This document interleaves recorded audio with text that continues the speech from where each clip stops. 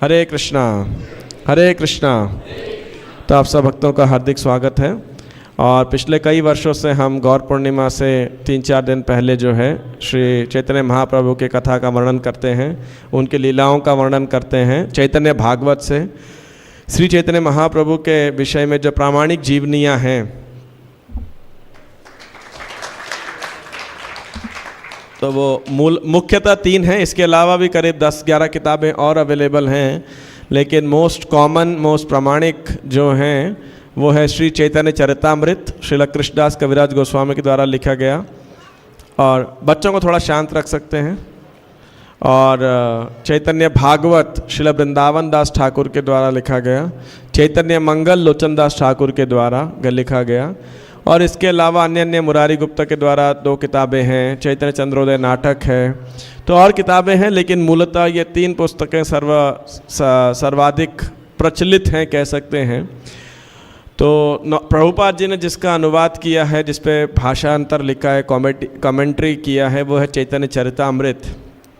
और चैतन्य भागवत वृंदावन दास ठाकुर के द्वारा लिखा गया ग्रंथ है। प्रभुपाद जी उसके ऊपर कमेंट्री नहीं लिख पाए थे, लेकिन श्रील भक्ति सिद्धांत सरस्वती ठाकुर उन्होंने चैतन्य चरितामृत और चैतन्य भागवत दोनों पे कमेंट्री लिखा था। तो प्रत्येक वर्ष हम कोशिश करते हैं कि गौर पूर्णिमा से पहले 2 या 3 अध्याय जो है चैतन्य भागवत के हम कवर कर सकें। और ऐसा करते करते चैतन्य भागवत के 3 भाग हैं, आदि खंड, मध्य खंड और शेष खंड, या अंत्य खंड बोलते हैं, वैसे शेष खंड बोला जाता है उसे। तो महाप्रभु के जन्म से लेकर के और महाप्रभु के संकीर्तन लीला प्रारंभ करने तक जो उनके मायापुर की नवद्वीप की लीला है, यानी लगभग प्रथम 16, 17, 18 वर्षों तक की जो लीला है वो है आदि खंड। और उसके बाद में उनके संकीर्तन प्रारंभ से लेकर संन्यास तक 24 साल तक जो लीला है वो है मध्य खंड। और उसके बाद में संन्यास के बाद से लेके उनके जगन्नाथपुरी के लीलाओं का डिस्क्रिप्शन है 10 अध्याय के अंदर, शेष खंड के अंदर। तो इस प्रकार से चैतन्य भागवत का विभाजन किया गया है। वृंदावन दास ठाकुर जो इसके लेखक हैं, चैतन्य चरितामृत में उनके तत्व के विषय में वर्णन किया गया है पहले 12 अध्याय के अंदर आदि लीला के, और 5 अध्याय के अंदर महाप्रभु के जन्म से लेकर संन्यास तक पूरा संक्षिप्त में उन्होंने डिस्क्राइब कर दिया कृष्णदास कविराज गोस्वामी ने, ये कहते हुए कि ये सारी लीलाएं विस्तृत रूप से वर्णन की है। पहले किसने की है? वृंदावन दास ठाकुर ने चैतन्य भागवत के अंदर। और मध्य लीला संन्यास से लेकर के महाप्रभु के 6 वर्ष तक जो उन्होंने यात्रा किया, वृंदावन, दक्षिण भारत, बंगाल इत्यादि, तो वहाँ का वर्णन उन्होंने 6 सालों का वर्णन उन्होंने किया मध्य लीला के अंदर। और अंत्य लीला के अंदर महाप्रभु के जगन्नाथपुरी के अंदर ही वास करके जो उन्होंने लीला का स्टे किया। तो अभी हम आदि खंड समाप्त कर चुके हैं, मध्य खंड के 10 अध्याय हम जो है समाप्त कर चुके हैं पिछले साल तक। और इस साल अध्याय 11, अध्याय 12 और अध्याय 13 हम लेंगे। तो अध्याय 11 जो है और 12 ये दोनों बहुत ही छोटे अध्याय हैं। और ये तीनों दिन ऐसा लगेगा कि शायद गौर कथा नहीं है, ये नित्यानंद कथा है, क्योंकि दोनों अध्याय का जो शीर्षक है वो है नित्यानंद प्रभु का चरित्र, नित्यानंद प्रभु के गुणावली का गुणगान महाप्रभु स्वयं करते हैं।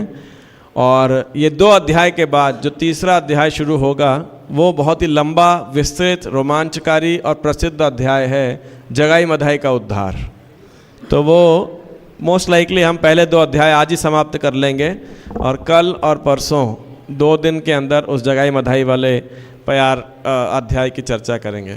मतलब आज के इस 11वें अध्याय में लगभग 100 श्लोक हैं, प्यार हैं 99, और 12वें अध्याय में लगभग 63 प्यार हैं, जबकि 13वें अध्याय के अंदर लगभग 450 प्यार हैं। तो आप साइज देख सकते हैं कि इसका ये है।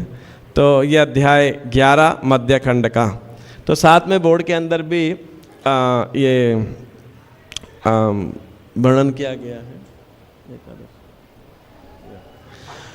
तो कुछ प्यार में साथ में पढ़ूंगा, सारे तो शायद पढ़ना संभव नहीं होगा, तो आप फॉलो करने का प्रयास कीजिएगा। निधि गौरांग कथा हईते आइला प्रेम सिंधु अनाथेर नाथ प्रभु पतित जनेर बंधु। हे गौरांग, निधि गौरांग कथा, हे गौरांग महाप्रभु, हे निधि मतलब खजाना, हे अद्भुत आप निधि हैं, खजाना हैं। आइला प्रेम सिंधु, आप अवतरित हुए हैं। कथा हईते आइला, आप कहाँ से आए हैं? क्योंकि आप प्रेम सिंधु हैं, आप यानी प्रेम के महान सागर हैं। अनाथेरो नाथ प्रभु, और हे प्रभु आप क्या हैं? अनाथों के नाथ हैं। पतित जनेर बंधु, और आप पतित लोगों के क्या हैं? बंधु हैं, उनके आप भ्राता हैं, उनके आप सहायक हैं। तो इस प्रकार से ये एक प्रकार से अध्याय का मंगलाचरण है। और अब श्लोक संख्या 1 प्रारंभ हो रहा है, प्यार संख्या। तो आप मेरे पीछे दोहराइएगा। जय जय विश्वम्भर द्विज कुल सिंह, जय हो तोर यत चरणेर भृंग। तो ये 3 श्लोकों के अंदर वर्णन किया गया है। पहले 3 के अंदर जय जय विश्वाम्भर, पूरे विश्व का पालन करने वाले श्री चैतन्य महाप्रभु का बचपन का एक नाम था विश्वाम्भर, जो उनके नाना श्री नीलांबर चक्रवर्ती ने उन्हें दिया था। तो हे विश्वाम्भर, द्विज कुल सिंह, और ब्राह्मणों में सिंह के समान हैं जो आप, यानी सिंह के समान जो गर्जना करते हैं। जय हो तोर यत चरणेर भृंग, आपकी जय हो, और किसकी जय हो? उन भक्तों की जय हो जो आपके चरण के ऊपर, चरण कमल के ऊपर एक मधुमक्खी, एक भ्रमर के समान मंडराते रहते हैं। जय श्री परमानंद पुरी र जीवन, जय दामोदर स्वरूपेर प्राण धन, जय रूप सनातन प्रिय महाशय, जय जगदीश गोपीनाथेर हृदय। तो श्री परमानंदपुरी के प्राणधन के जीवन की जय हो, श्री स्वरूप दामोदर के प्राणधन की जय हो, श्री रूप और सनातन के स्वामी प्रिय महा के प्रिय स्वामी की जय हो। जय जगदीश गोपीनाथेर हृदय, और जो कि श्री गोपीनाथ और जगदीश, ये भी 2 भगवान के महान भक्तों का नाम है, तो उनकी जय हो। तो अब महाप्रभु की लीला का यहाँ वर्णन आता है। हे न मते नवद्वीपे प्रभु विश्वम्भर, क्रीड़ा करे नहे सर्वनयन गोचर। तो जो पिछला अध्याय था उनके अंदर महाप्रभु की महाप्रकाश लीला का वर्णन था। तो कह रहे हैं कि इस प्रकार विश्वाम्भर नवद्वीप के अंदर लीलाएं का आस्वादन कर रहे थे, लेकिन हर कोई उनको नहीं देख पा रहा था, क्योंकि हर कोई उतना दिव्य नहीं था जो श्री गौरांग महाप्रभु की निमाई की उन लीलाओं को समझ सके। नवद्वीपे मध्य खंडे कौतुक अनंत, घरे बासी देखा ये श्रीवास भाग्यवंत। तो नवद्वीपे मध्य खंडे कौतुक अनंत, इस मध्य खंड जहाँ पे नवद्वीप की लीला का वर्णन किया गया है, ये बहुत ही अनंत हैं जो यहाँ पे वर्णन की गई हैं। और जो कहाँ पे की गई थी मुख्यतः ये लीलाएं? श्रीवास ठाकुर के घर पे। देखा ये श्रीवास घरे वासी, तो चैतन्य महाप्रभु ने इसमें से अनेकों लीलाएं श्रीवास ठाकुर के घर में की थी। आप में से कितने लोग श्री मायापुर धाम गए हैं? और आप श्रीवास ठाकुर के घर पे कितने लोग गए श्रीवास आंगन में? तो वहाँ श्रीवास आंगन और योगपीठ, यानी महाप्रभु का घर और श्रीवास ठाकुर का जो घर था ज़्यादा दूर नहीं था, अभी भी देखेंगे समीप ही है, निकट ही है।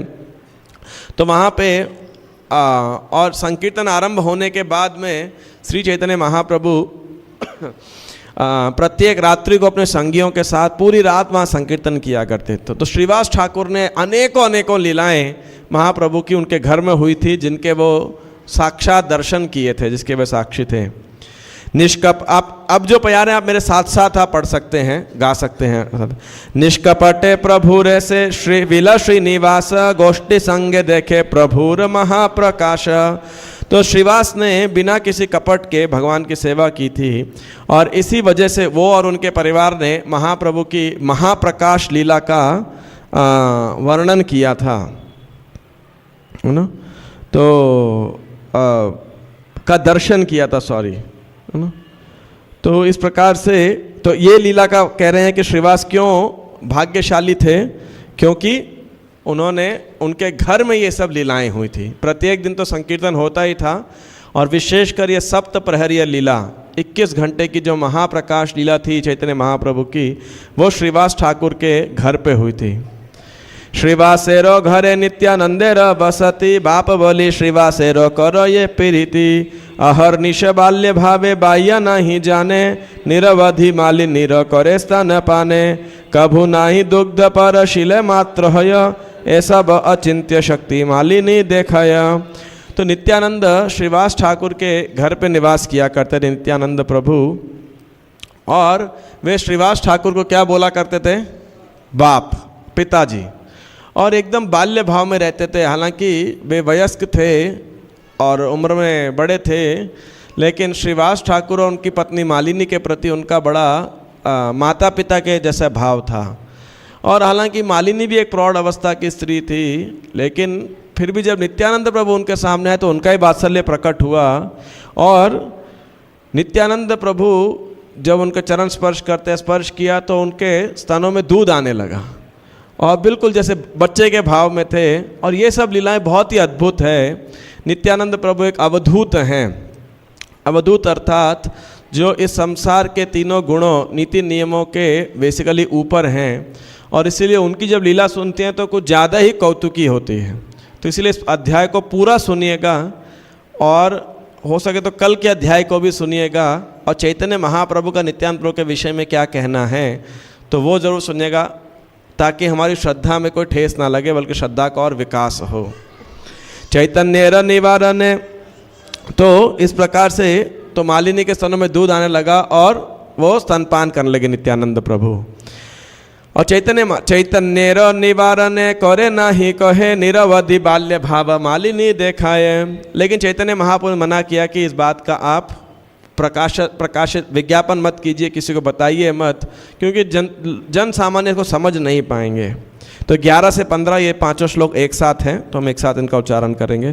प्रभु विश्वम्बर बले सुनो नित्यानंद, कहारो से हित पाछे करो तुम्ही द्वंद, चंचलता न करिब श्रीवासेर घरे, सुनिया श्री नित्यानंद श्री कृष्ण सनारे, आमार चांचल्य तुम्हें कभु न पाइबा, आपनार मत तुम्हें करे न बासिबा, विश्वम्भर बले आमी तोमा भाल जानी, नित्यानंद बले दोष कहाँ देखी सुनी, हसी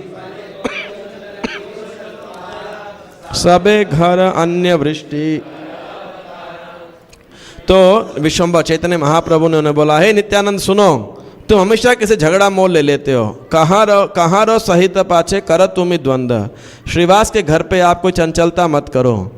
तो ये सुन के नित्यानंद प्रभु कृष्ण को याद करने लगे और बोले, मैं अब कभी भी कोई शरारत नहीं करूँगा, मुझे आप अपने समान मत समझिए। विश्वम्भर ने बोला, मैं तुम्हें भली भांति जानता हूँ। नित्यानंद बोले, अच्छा बताइए तो मेरे में क्या दोष है। तो चैतन्य महाप्रभु मुस्कुराए और बोले, क्या तुम अपने दोष नहीं जानते हो?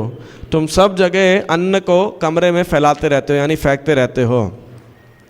नित्यानंद बोले, इहा पागल से करे, ए छलाय घर भात न दिबे आमारे न दिया भात, सुखे तुम्हें खाओ, अपकीर्ति आर के न बलिया वेदाओ। प्रभु बोले, तोमार अपकीर्ति लाज पाई, सही से कारणे आमी तोमारे शिखाई। हासी बोले नित्यानंद बड़ भाल भाल, चांचल्य देखिले शिखाई व सर्व काल। तो नित्यानंद प्रभु ने बोला, ऐसे कोई चावल थोड़ी फेंकता है, कोई पागल व्यक्ति होता है जो अन्न को फेंकता है। तो आप मुझे ऐसा कह के क्या कह रहे हो ताकि मैं अन्न यानी चावल ना खा पाऊँ, और आप तो खुद अन्न को खाते हो और लेकिन मुझे नहीं देते हो। तो सबको मेरी शरारत के बारे में आप क्यों बता रहे हो, मेरा अपयश क्यों फैला रहे हो? अपकीर्ति आर के न बलिया वेदा, आप मेरा अपकीर्ति फैला रहे हो। तो महाभगवान ने बोला कि तुम्हारा अपकीर्ति लाज पाई, जब तुम्हारा निंदा होती है तो मुझे क्या होता है? एम्बेरसमेंट होती है, शर्मिंदगी होती है। और इसीलिए मैं आपको क्या कर रहा हूँ? निर्देश दे रहा हूँ, तुम्हारे शिखाई, आपको शिक्षा प्रदान कर रहा हूँ। तो नित्यानंद प्रभु मुस्कुराए और बोले, हाँ ये बहुत अच्छा है। आप जब भी मेरे व्यवहार में चंचलता को देखो, आप मुझे चेस्टाइज करो, शिक्षा दो। शिखाई व सर्वकाल, आप सदा मुझे सिखाइए। क्योंकि आप किसको शिक्षा दे सकते हो? जिससे आपका प्रेम हो और वो व्यक्ति भी आपके सामने सबमिसिव हो, विनम्र हो, आज्ञाकारी हो। यदि मान लीजिए आपका पुत्र है, शिष्य है, पुत्री है या कोई भी और है और आप उसे शिक्षा दो और कुछ बोलो कि बेटा ऐसा करना उचित नहीं है, गलत है, उचित व्यवहार नहीं है, और वो बोले आपको क्या मतलब है इससे, अपने काम से काम रखो, है ना, तो आप क्या करोगे? अपने काम से काम ही रखोगे, फिर उसको क्यों बोलोगे, है ना, उसका आप कुछ नहीं बोलेंगे। और वो भी उसी को बोलेंगे जिससे आपका कुछ संबंध है, कुछ प्रेम है। अब मान लीजिए रास्ते में कोई बच्चा कुछ गलत कर रहा है, आप उसको जानते नहीं हैं, तो आप ऐसे कितने लोग आप उसे करेक्ट करोगे? मान लो कोई बच्चा रास्ते में पड़ी हुई सिगरेट उठा के पीने लग जाए, तो क्या आप उसे करेक्ट करोगे? अब क्या कर सकते हैं? उसके गार्जियन, उसके माता पिता, अभिभावक होंगे, वो देखेंगे। और आपसे कोई परिचित हो, आपका संबंधी हो, रिश्तेदार हो, संतान हो, पड़ोसी का लड़का भी, तो आप क्या करोगे? तुरंत या तो डायरेक्टली रोकोगे या उसके गार्जियन को बुलाओगे, भाई देखो इसको समझाओ, गलत कार्य कर रहा है। तो इसीलिए नित्यानंद प्रभु कह रहे हैं कि आप जो है मुझे शिक्षा दीजिए। तो निश्चय बुझिल तुम्हें आमी से चंचल, एत बलि प्रभु चाही हासे खल खल, आनंदे न जाने भाई कौन कर्म करे, दिगंबर हई वस्त्र बांधिले न शिरे, जोड़े जोड़े लम्फ दे हासिया हासिया, सकल आंगने भूले धुलिया ढुलिया। अब तो आपको पता लग गया होगा कि मैं बहुत चंचल हूँ, और इस प्रकार से वो भगवान को देखने लगे, चैतन्य महाप्रभु को जोर जोर से हंसने लगे, हासे खल खल। और नित्यानंद तो पूरी तरह एक ब्रज में जो उनका बलराम का रूप है उस भावना में आ गए कि एक छोटे बच्चे के समान, और वो इधर उधर भागने लगे, भूल गए कि वो क्या कर रहे हैं, और उन्होंने अपने वस्त्र को निकाल दिया और अपने सर पे बांध लिया और इधर उधर भागने लगे जैसे कि बिल्कुल कोई पागल आंगन के अंदर बच्चा हो। तो गदाधर श्रीनिवास आर हरिदास, शिक्षार प्रसादे सबे देखे दिगवास, डाकी बले विश्वम्भर एकी कर कर्म, गृहस्थेर बाड़ीते ए मत दहे धर्म, एक निबली तुम्हें आमिष की पागल, ए क्षण निज वाक्य घुचिला सकल। तो नित्यानंद प्रभु जब इस प्रकार से बिना वस्त्र के थे तो गदाधर पंडित, श्रीनिवास या श्रीवास ठाकुर और हरिदास ठाकुर ये समझ गए कि ये कुछ शिक्षा के लिए ही ये लीला कर रहे हैं नित्यानंद प्रभु। और विश्वाम्बर चैतन्य महाप्रभु ने बोला, ये क्या कर रहे हो? इस प्रकार से किसी के घर पे ऐसे नहीं व्यवहार करना चाहिए। अभी थोड़ी देर पहले आपने कहा था क्या मैं पागल हूँ, और अब आप पागल जैसे काम कर रहे हो। इसका मतलब अभी पहले आप कह रहे थे पागल नहीं हूँ, है ना, और काम कैसे कर रहे हो? पागल जैसे हो। तो तुम अपने ही वचन को क्या कर रहे हो? कॉन्ट्राडिक्ट कर रहे हो, है ना, विरोधास्पद बातें कर रहे हो। पहले कह रहे थे कि आप पागल नहीं हो और काम देखो सारे पागल जैसे हैं, है ना, तो ऐसे बोल रहे हैं। जार बाह्य नाही तार वचन की लाज, नित्यानंद भाषा ये आनंद सिंधु माझ, आपने धरिया प्रभु पराय वसन, एमत अचिंत्य नित्यानंदेर कथन। तो क्या can any words embarrass a person who lost? अब लेकिन नित्यानंद प्रभु को तो क्या शर्मिंदगी है, वो तो पूरी रूप से आंतरिक चेतना के अंदर है, बाह्य चेतना में है ही नहीं, आध्यात्मिक चेतना में है। और नित्यानंद प्रभु तो आनंद के सागर के अंदर जो हैं बैठे हुए हैं, तो उनको में हैं तो पूरी तरह डूबे हुए हैं, उनको इस बाहर जगत का कोई ज्ञान नहीं है। तब नित्यानंद भगवान विश्वाम्बर चैतन्य महाप्रभु स्वयं नित्यानंद को पकड़ा और उनको वस्त्र पहनाया। यही मत अचिंत्य नित्यानंदेरा कथन। तो नित्यानंद प्रभु कैसे अचिंत्य कथन है, की लीलाएं हैं जो कि समझ के परे हैं। चैतन्य वचन अंकुश मात्र माने, नित्यानंद मत्त सिंह आर नहीं जाने। तो नित्यानंद प्रभु एक मत्त सिंह, एक उन्मत्त सिंह के समान हैं, और किसी के द्वारा कंट्रोल में नहीं आए जाते। केवल एक चैतन्य महाप्रभु के जो वचन हैं वो अंकुश के समान हैं, जो नित्यानंद प्रभु के वचनों को जो नित्यानंद प्रभु को कंट्रोल कर सकते हैं। आपनी तुलिया हाथ भात नाही खाय, पुत्र प्राय करी अन्न मालिनी योगाय, नित्यानंद अनुभाव जाने पतिव्रता, नित्यानंद सेवा करे ये न पुत्र माता। तो नित्यानंद प्रभु को मालिनी अपने हाथों से जो है अन्न चावल खिलाया करती थी, और नित्यानंद प्रभु की महिमा को वो पतिव्रता श्री मालिनी जो है जानती थी, और माता के समान एक जो है नित्यानंद प्रभु को के साथ व्यवहार करती थी, जैसे कोई माता अपने पुत्र के साथ करती है। तो अब एक बड़ी सुंदर लीला हुई। एक दिन पीतलेर बाटी नील कके उड़िया चलील काक ये बने ते थाके अदृश्य होइया काक कौन राज्य गेला महाचिंत मालिनी रो चित्ते ते जन्मिला बाटी तुई से काक आइला आर बार मालिनी देखाय शून्य बदन तहार।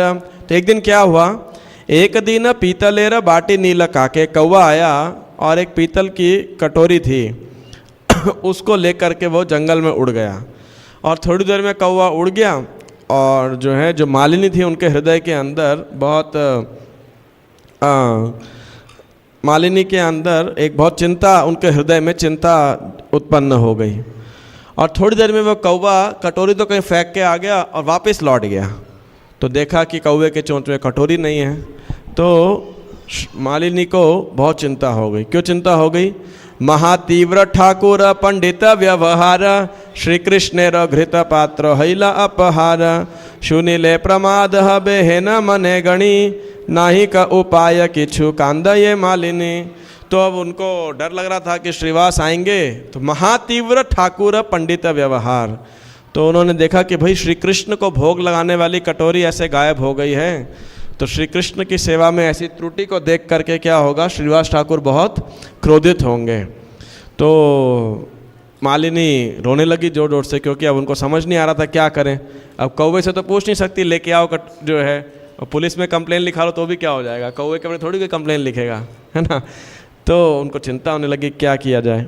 और उसी समय कौन आ गया वहाँ पे, हे न काले नित्यानंद आइला से स्थाने देखा ये मालिनी कांदे अझोर नयने हासी बले नित्यानंद कांद की कारण कौन दुख बल सब करिबा खंडन मालिनी बले सुन श्रीपाद गोसाई घृत पात्र काके लई गेल खो थाई।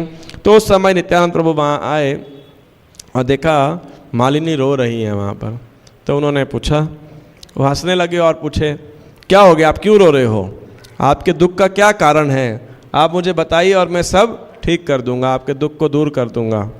तो मालिनी बोली, सुनो श्रीपाद गोसाई, सुनिए सुनिए क्या हुआ। एक कौवा आया और ये घी का पात्र उठा के ले गया और किधर तो छोड़ के आ गया, बस इतनी सी बात है।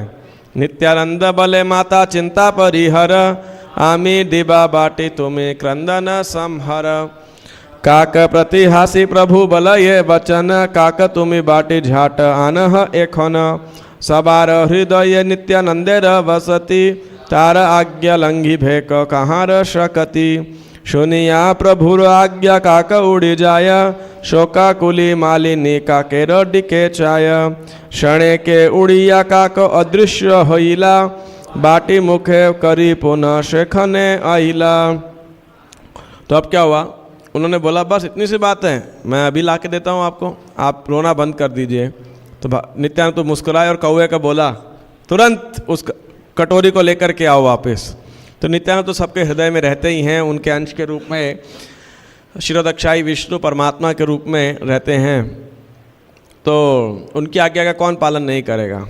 तो फिर नित्यानंद प्रभु, वो कौवा तुरंत उड़ गया और मालिनी देखने लगी, शोकाकुल थी कि ये कौवा कैसे उड़ गया। और जस्ट कुछ देर के अंदर वो कौवा वापस आया और उस समय क्या था, उसकी चोंच के अंदर वो कटोरी थी और उसने वो कटोरी को ला करके मालिनी के सामने रख दिया। तो नित्यानंद प्रभु की महिमा तो मालिनी जानती थी, लेकिन ये देख करके तो बिल्कुल आश्चर्यचकित हो गई वो। आनंदे मूर्छित हैला अपूर्व देखिया 45 आनंदे मूर्छित हैला अपूर्व देखिया नित्यानंद प्रतिस्तुति करे दंडाइया। तो वो मालिनी बेहोश हो गई है देख करके। फिर जब उनको होश आया, अब आपके सामने ऐसा हो मान लीजिए कभी, तो आश्चर्य ही होगा ना कि कोई व्यक्ति ऐसे कटोरी कौवा लेके चला गया और उससे वापस ला के दे दे। तो नित्यानंद प्रभु खड़ी हो गई, जब वापस होश में आई, चेतना में आई और नित्यानंद प्रभु को प्रार्थना करने लगी। तो अब जो आने वाले कई प्यार हैं, लगभग 20 एक प्यार के अंदर जो है, ये जितने भी हैं ये सब मालिनी के द्वारा की गई प्रार्थनाएं हैं नित्यानंद प्रभु की, कि किस प्रकार नित्यानंद प्रभु पूर्व काल में बलराम जी हैं, लक्ष्मण के रूप में लीलाएं की हैं उन्होंने। तो ये सब यहाँ पे नित्यानंद प्रभु की महिमा गुणगान कर रही हैं। तो आप उत्साहपूर्वक मेरे साथ साथ गाइएगा। ये जन अनिलामृत गुरुर नंदन, ये जन पालन करो सकल भुवन, यमेर घर हैते ये आनिते पारे, काकस्ताने बाटे आने की महत्व तारे। तो क्या कह रही हैं? कह रहे हैं कि आप तो अपने गुरु के मृत पुत्र को वापस ले आए थे, यू नो, आप पूरे ब्रह्मांड का, ये जन पालन करे सकल भुवन, आप सारे ब्रह्मांडों का पालन करने वाले हैं, और आप अपने यम के घर से अपने पिता के, अपने गुरु के पुत्र को वापस लेकर के आ गए थे। तो आपके लिए कौवे से कटोरी लाना कोई बड़ी बात है ना? आपके लिए क्या बड़ी बात है? तो किनके पुत्र को वापस लेके आए थे? सांदीपनी मुनि के। कृष्ण बलराम जब अवंती में सांदीपनी मुनि के आश्रम में पढ़ते थे, जब पढ़ाई पूरी हो गई, विद्या हो गई, तो उन्होंने पूछा कि दक्षिणा, गुरु दक्षिणा देने के लिए। तो उन्होंने बोला कि आप, सांदीपनी के मुनि की जो पत्नी थी, गुरु माता थी, उन्होंने बोला कि आप क्या करो, हमारा ऐसे बच्चा जो है वो बचपन में ही मर गया था, उसको आप लेकर के आओ। तो कृष्ण बलराम जाते हैं और समुद्र के पास, समुद्र प्रभास क्षेत्र में, प्रभास तीर्थ के अंदर, तो इस समय सागर सामने आ रहा था। पिछली बार तो राम जी के सामने तो थोड़ा नाटक किया था, लेकिन यहाँ पे आते हैं और बोले मेरे पास नहीं है। निश्चित रूप से किसके पास होगा?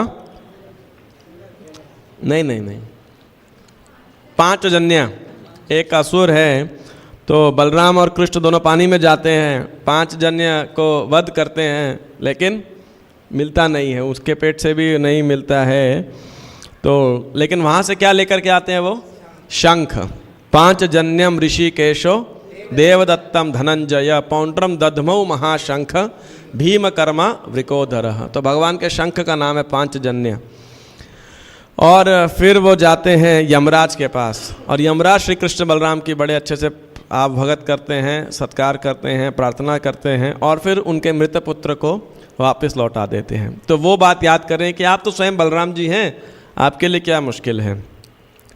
जहाँ मस्तक उपरि अनंत भुवन, लीलाय न जाने भर कर ये पालन, अनादि अविद्या ध्वंस है जार नामे, की महत्व तार बाटी आने का कस्ताने।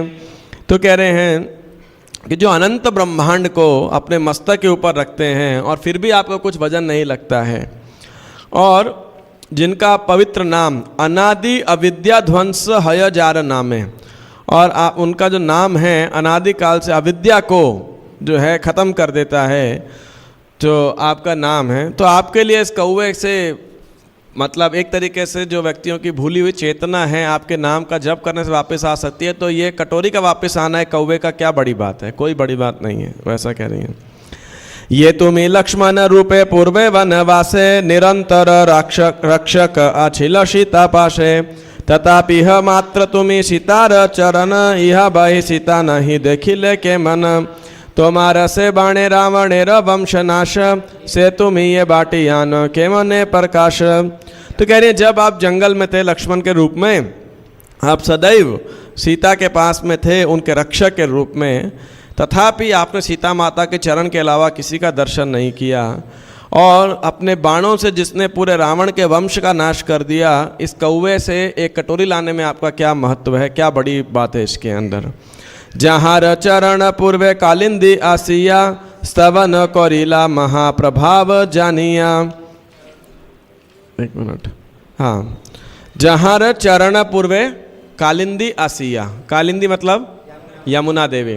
तो जब बलराम के रूप में ब्रज में लीला कर रहे थे, चैत्र वैशाख के महीने में, अप्रैल महीने में बलराम जी जब आए थे, तो उस समय बलराम जी जो है वारुणी पी करके थोड़े मदोन्मत्त तो हो गए, तो यमुना जी को बुलाया रात्रि के समय। यमुना जी को लगा रहे क्या सुनना है, तो उन्होंने क्या किया, अपने हल से उस यमुना जी को खींचने लगे। कौन सा स्थान है ये? ब्रज में कौन सा स्थान है ये जहाँ पे लीला हुई थी? किसी को नहीं मालूम? हाँ नहीं, शेषशाही की तरफ। शेषशाही तो काफ़ी आगे है, थोड़ा आगे अंदर जा कर के है। कोई नहीं गया आप में से? कई स्थान पे नहीं गए? राम घाट, जय राम घाट जय रोहिणी नंदन, जय जय वृंदावन वासी यतजन। तो राम घाट वो स्थान है, आज भी जाएंगे तो यमुना जी का बहुत ही तिख आपको एकदम मुड़ा हुआ प्रभाव दिखेगा। शेरगढ़ है वो जगह जो आप कहना शेषशायिनी शेरगढ़। आज के जाने में अगर आप इस हाईवे पे जाएंगे फरीदाबाद वाला तो आपको एरो दिखेगा शेरगढ़, तो वो जब उधर आप जाएंगे तो यमुना के पास स्थान है राम घाट।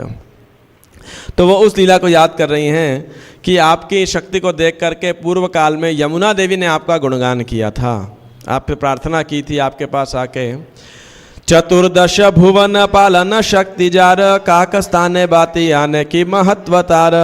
तथापि तुम्हार कार्य अल्प नहीं है, जयी कर से सत्यचारी वेद कय। हासे नित्यानंद तान सुनियास्तवन, बाल्य भावे बले मुनि करीब भोजन। नित्यानंद देखी ले तहार स्तन झरे, बाल्य भावे नित्यानंद स्तन पान करे। तो इस प्रकार से वो बोल रहे हैं कि जो पूरे 14 भुवन को 14 लोगों को पालन करने की शक्ति रखते हैं, तो उनके लिए कौवे से कटोरी लाना क्या बड़ी बात है। फिर भी आपके कार्य जो हैं वो still you acted not insignificant, आप जो कुछ भी करते हैं वो शाश्वत हैं और वेद काय हैं, वेदों के से प्रमाणित है वो कार्य। और इस प्रकार से मालिनी की प्रार्थनाएं सुनने के बाद नित्यानंद प्रभु मुस्कुराए। हासे नित्यानंद तान सुनिया स्तवन, और बोलने लगे कि मेरे को भूख लगी है, भोजन चाहिए। और जैसे ही नित्यानंद प्रभु की ओर मालिनी ने देखा, तुरंत उनके स्तनों से दूध निकलने लगा और नित्यानंद प्रभु ने एक बालक के सामने का स्तनपान किया। इस प्रकार नित्यानंद प्रभु के यही मत अचिंत्य नित्यानंदेर चरित, आमी की बली व सब जगत विदित। तो मैं नित्यानंद प्रभु के विषय में वृंदावन सागर क्या वर्णन कर सकता हूँ, इतना अचिंत्य उनका चरित्र है, वो तो पूरे जगत में सर्वविदित है। कर ये दुर्गेय कर्म अलौकिक ये न, ये जानाय तत्व से मानाय सत्य न। अहर्निश भावावेशे परम उद्दाम, सर्व नदी आय बोले ज्योतिर्मय धाम। तो उनके जो कार्य हैं वो कैसे दुर्गेय कर्म हैं, बहुत ही अलौकिक हैं, एक्स्ट्राऑर्डिनरी हैं, दुर्गेय समझ नहीं आने वाले हैं। जो कोई भी उनको यानी जो उनको जानता है वो उनकी लीलाओं को सत्य मानता है। नहीं तो ऐसे लगेगा क्या फैंटेसी है ये, क्या लिखा हुआ है। लेकिन जिसका नित्यानंद प्रभु में श्रद्धा है वो इन बातों को, इन लीलाओं को सत्य मानते हैं। और इस प्रकार अहर्निश भावावेशे परम उद्दाम, सर्व नदी आये बोले ज्योतिर्मय धाम। और इस प्रकार आध्यात्मिक भावावेश के अंदर पूरी तरह प्रविष्ट होकर के नित्यानंद प्रभु दिन और रात नदिया के अंदर जो हैं प्रकाशमान ज्योतिर्धाम, ज्योतिर्मय धाम, बहुत ही तेजस्वी नित्यानंद प्रभु थे, पूरे नदिया के अंदर भ्रमण किया करते थे। किबा योगी नित्यानंद किबा तत्वज्ञानी, जहाँ रे ये मत इच्छा न बल यकेनी। ये से केने नित्यानंद चैतन्य रो नहे, तबु सचरन मोर रहु क हृदय। एत परिहारे तबे लाठी मारो तरे तार शिरेर ऊपरी। तो कुछ लोग कहते हैं कि नित्यानंद तो एक महान योगी हैं, कुछ कहते हैं बड़े तत्वज्ञानी हैं, कोई अपनी अपनी कभी कुछ कहता है, कोई कुछ कहता है। और क्यों ना बोलें, क्योंकि नित्यानंद प्रभु है ही इतने अचिंत्य, इतने दुर्गेय कि उनके बारे में लोग अलग अलग प्रकार से स्पेकुलेशन करते रहते हैं। और नित्यानंद प्रभु का चैतन्य महाप्रभु से कुछ भी संबंध क्यों ना हो, कुछ भी संबंध है, ये से कहने नित्यानंद चैतन्य नहीं। लेकिन मैं सदैव नित्यानंद प्रभु के चरण कमल को क्या करता हूँ, अपने हृदय में धारण करता हूँ। और उसके बाद एक बड़ी विशेष बात वृंदावन दास ठाकुर कह रहे हैं, एता परिहारे ओ ये पापी निंदा करे, तबे लाठी मारो तार शिरेर ऊपर। यदि नित्यानंद प्रभु की महिमा को सुनने के बाद भी कोई उनकी निंदा करता है तो मैं ऐसे पापी व्यक्ति के ऊपर क्या करता हूँ, उसके सिर के ऊपर लाठी मारता हूँ, है ना। वैसे किसी को वृंदावन ठाकुर के लाठी मिल जाए तो उसका उद्धार हो जाएगा, नहीं, बट ऐसा नहीं मिलना चाहिए। नित्यानंद प्रभु के मतलब निंदा करके नहीं, लेकिन प्रेम से अगर वो आशीर्वाद प्राप्त हो सके। एई मत आछे प्रभु श्रीवासे रो घरे, निरवधि आपने गौरांग रक्षा करे। एक दिन निज गृहे प्रभु विश्वम्भर, वसी आछे लक्ष्मी संगे परम सुंदर। तो इस प्रकार नित्यानंद प्रभु श्रीवास ठाकुर घर पे थे, चैतन्य महाप्रभु सदैव उनकी रक्षा किया करते थे, गौरांग महाप्रभु। और एक दिन क्या हुआ अपने घर पे चैतन्य महाप्रभु लक्ष्मी यानी विष्णु प्रिया के साथ में बैठे थे। और उस समय क्या हो रहा था वहाँ पर, योगाय तांबूल लक्ष्मी परम हरिषे प्रभुर आनंदे न जानाय रात्रि दिशे यखन ताखाय लक्ष्मी संगे विश्वंभर सचिर चित्ते ते हय आनंद विस्तर मायेर चित्तेर सुख ठाकुर जानिया लक्ष्मीर संगे ते प्रभु थाके न बसिया। तो विष्णुप्रिया देवी लक्ष्मी जो है उनके साथ में थी और उनको क्या दे रही, तांबूल दे रही थी महाप्रभु को। और महाप्रभु बहुत प्रसन्न थे और उस प्रसन्नता में वो नहीं जान पा रहे थे कि दिन है या रात्रि है। तो जब भी चैतन्य महाप्रभु विश्वाम्बर विष्णुप्रिया के साथ समय बिताते थे, शची माता को बहुत प्रसन्नता होती थी। और ये जानकर कि शची माता बहुत प्रसन्न होती है तो महाप्रभु विष्णुप्रिया के साथ में समय व्यतीत किया करते थे। और उसी समय कौन आ गया वहाँ पर, नित्यानंद प्रभु आ गए। हे न काले नित्यानंद आनंद विभल आईला प्रभुर बड़ी परम चंचल बाल्य भावे दिगंबर रहिल दांडाइया कहाँ रे न करे लाज परानंद पाइया प्रभु बले नित्यानंद केने दिगंबर नित्यानंद हाय हाय कर ये उत्तर प्रभु बले नित्यानंद परह बसन नित्यानंद बले आजी आमार गमन प्रभु बले नित्यानंद यह के न करी निताई बोले न आर खाई ते ना परी। तब नित्यानंद वहाँ प्रकट होते हैं और वो पूरी तरह अपनी चंचलता का प्रदर्शन करते हैं वहाँ पर, क्योंकि पूरी तरह वो आंतरिक चेतना के अंदर थे, बाह्य चेतना से बाहर थे। और अब क्या होगा, महाप्रभु उनसे प्रश्न पूछेंगे एक और ये क्या करेंगे, उत्तर देंगे दूसरा, फिर वो कुछ और प्रश्न पूछेंगे, ये उत्तर देंगे कुछ और। तो इस प्रकार से उनके बीच में वार्ता चलेगी। और बिल्कुल बच्चे के समान वो आए और दिगंबर थे, यानी कोई वस्त्र नहीं पहने थे। तो नित्यानंद प्रभु से पूछा महाप्रभु ने, तुमने कपड़े क्यों नहीं डाले? नित्यानंद प्रभु ने बोला हाय हाय हाय हाय नित्यानंद हाय हाय, है ना। तो हाँ हाँ मतलब, तो महाप्रभु ने बोला तो अपने कपड़े डालो। नित्यानंद प्रभु ने कहा आज ही हमारा गमन, मैं आज यहाँ से चले जाऊँगा। तो नित्यानंद महाप्रभु ने फिर पूछा नित्यानंद ऐसा क्यों करते हो? नित्यानंद प्रभु बोले मैं अब और नहीं खा सकता, है ना। मतलब प्रश्न कुछ है, वो बिल्कुल अवधूत जो हैं या कह सकते हैं पागल, है ना, पूर्ण रूप से कृष्ण प्रेम में पागल है। जय श्री श्री राधा राधिका रमन की जय, कृष्ण बलराम की जय, जगन्नाथ बल्ले सुभद्रा महारानी की जय, श्री गौणताय की जय। 74 प्रभु बले एक कही कहे के न आर निताई बले न आमी गेनु 10 12 क्रुद्ध हैया बले प्रभु मोर दोष नहीं नित्यानंद बले प्रभु एता नहीं आई प्रभु कहे कृपा करी परह बसन नित्यानंदे बले आमी करीबा भोजन। तो अब महाभगवान ने चैतन्य आपने पूछा, मैं कुछ पूछता हूँ तुम कुछ और उत्तर देते हो। नित्यानंद बोले मैं 10 बारी वहाँ पे गया था। तो अब महाप्रभु गुस्सा आने लगा, बोले मेरी कोई गलती नहीं है। तो नित्यानंद प्रभु कहे शची माता कहाँ है? शची माता नहीं है यहाँ पर। तो भगवान चैतन्य महाप्रभु ने कहा कृपा करके वस्त्र डालो। नित्यानंद प्रभु बोले हाँ मैं भोजन करूँगा। चैतन्य आवेश मते नित्यानंद राय एक शुने आर बले हसिया बेड़ाए आपने उठिया प्रभु पराय वसन बाह्य नहीं हासे पद्मावती र नंदन। तो नित्यानंद प्रभु पूरी तरह चैतन्य महाप्रभु के प्रेम में जो है आवेश में थे, मत्त थे, इसीलिए वो सुनते कुछ थे बोलते कुछ और थे और जहाँ जहाँ भी चलते वो हंसते रहते।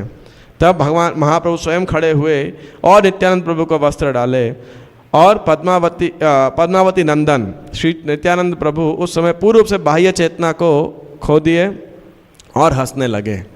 नित्यानंद चरित्र देखिया आई हासे विश्व रूप पुत्र है न मने मने वशे वासे सेई मत वचन सुनय सब मुखे माझे माझे सेई रूप आई मात्र देखे।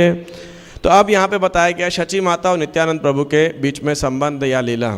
तो जब इस प्रकार से नित्यानंद प्रभु के कार्यों को देख रही थी तो शची माता बहुत ही प्रसन्न थी और उन्हें किसकी याद आ रही थी? अपने बड़े पुत्र विश्वरूप की। विश्वरूप चैतन्य महाप्रभु से बड़े थे और उन्होंने अल्पकाल के अंदर ही संन्यास ले लिया था और बाद में उनका नाम क्या पड़ा था?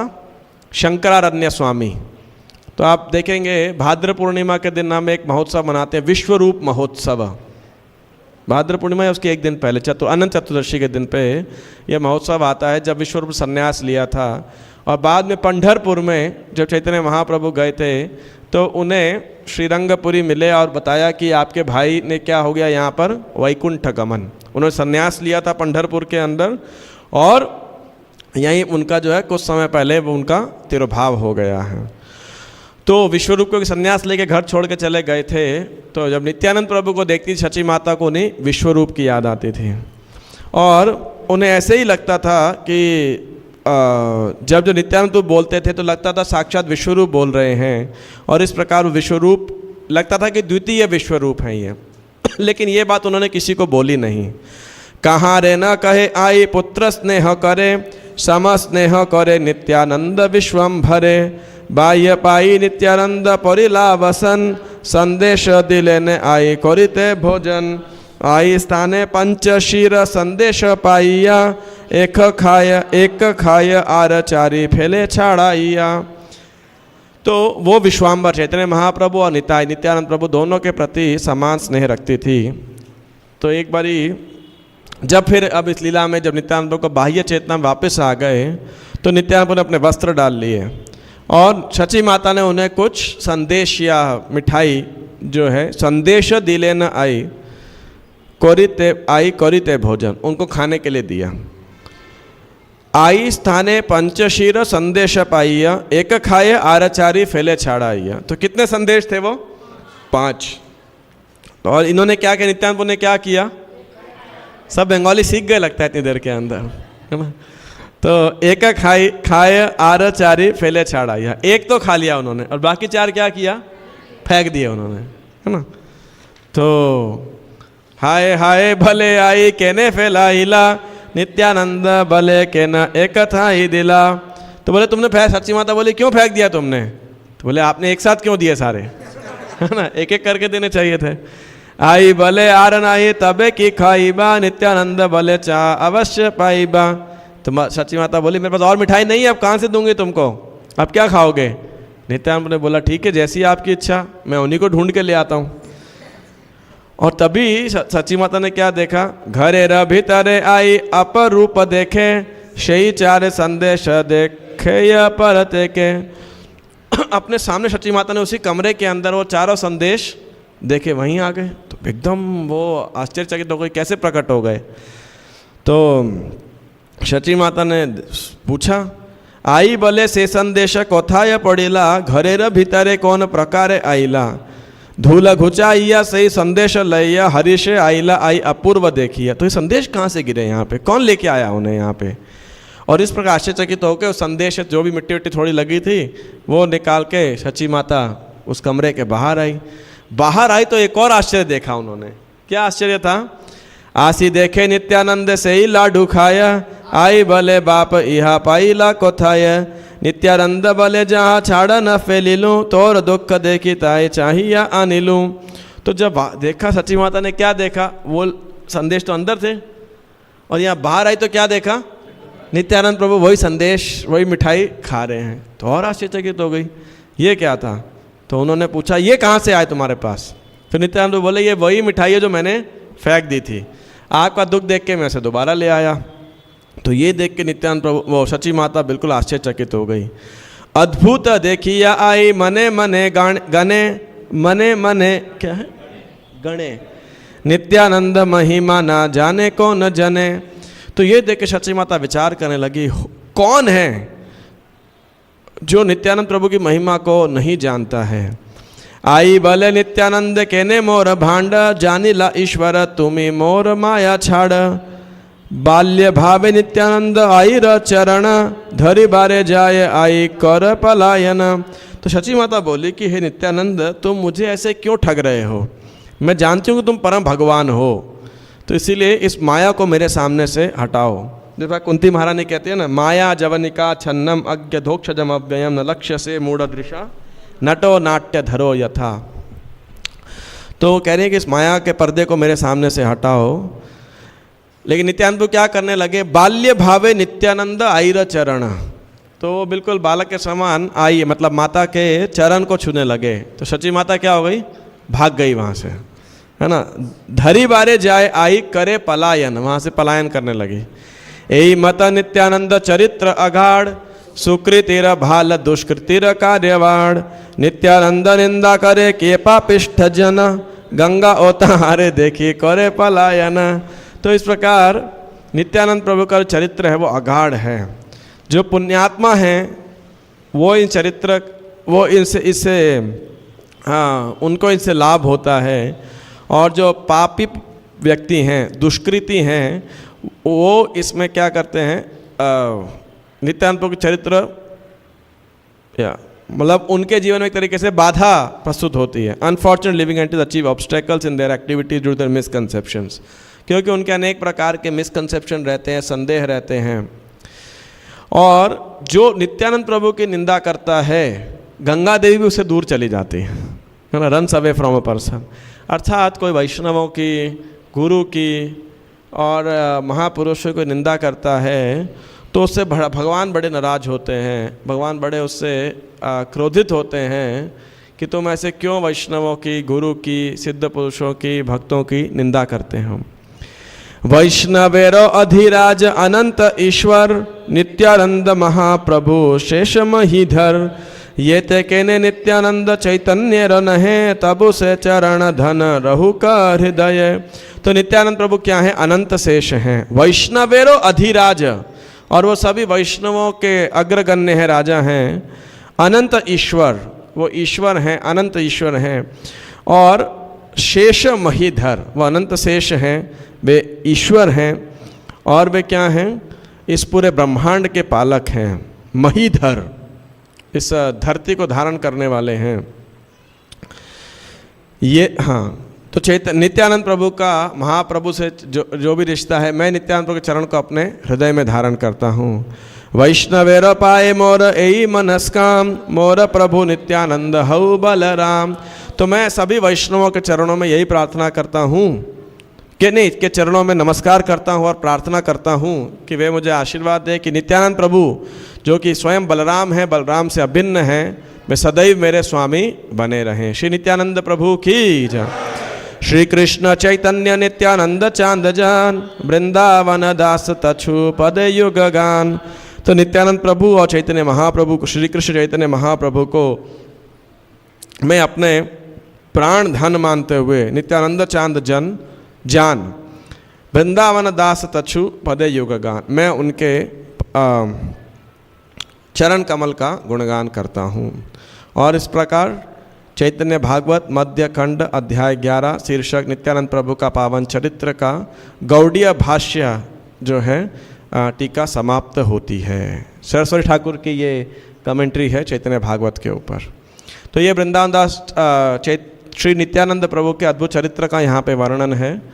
और अब नित्यानंद प्रभु का गुणगान है। जैसे हम बोलते हैं ना, माधुर्य लीला गुणरूप नामना, तो वहाँ नित्यानंद प्रभु का चरित्र था, उनके गुणावली थी, उनके कुछ कुछ अद्भुत कार्य थे, उनकी अद्भुत शक्ति का वर्णन था। अब इस अध्याय के अंदर स्वयं चैतन्य महाप्रभु नित्यानंद का गुणगान करेंगे। ये और भी छोटा अध्याय है, और कल और परसों के अध्याय के अंदर जैसे मैंने स्टार्टिंग में बोला था, नित्यानंद प्रभु की विशेष जो पतितों का उद्धार करने की लीला है, जगाई मधाई की लीला, वो अध्याय आएगा, अध्याय 13। और इस प्रकार गौर लीला में मुख्यतः उसी समय चैतन्य महाप्रभु की लीला का वर्णन होगा। मूलतः तो ये सब नित्यानंद प्रभु की ही लीला है जिसका वर्णन किया गया है। तो श्लोक 1, जय विश्वम्भर सर्व वैष्णवेरो नाथ, भक्ति दिया जीवे प्रभु करे कर आत्मसात। हेन लीला नित्यानंद विश्वम्भर संगे, नवद्वीप दुई जने करे बहु रंगे। कृष्णानंदे अलौकिक नित्यानंद राय, निरवधि बालकेर प्राय व्यवसाय। तो श्री विश्वम्भर की जय हो, सर्व वैष्णवेर नाथ, सर्व वैष्णव, हाँ सभी वैष्णवों के जो स्वामी हैं श्री विश्वम्भर की जय हो।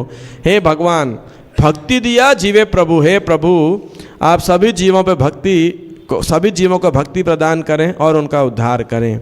इस प्रकार नित्यानंद और विश्वाम्बर दोनों नवद्वीप में लीलाएं किया करते थे अनेक प्रकार की। नित्यानंद प्रभु पूरी तरह भगवान श्री कृष्ण के आनंद में भावावेश में रहते थे, लेकिन निरवधि बालकेर प्राय व्यवसाय, लेकिन व्यवहार कैसा करते थे वो, एक छोटे बालक के समान, ग्वाल बाल के समान जो है उनका जो है आचरण रहता था।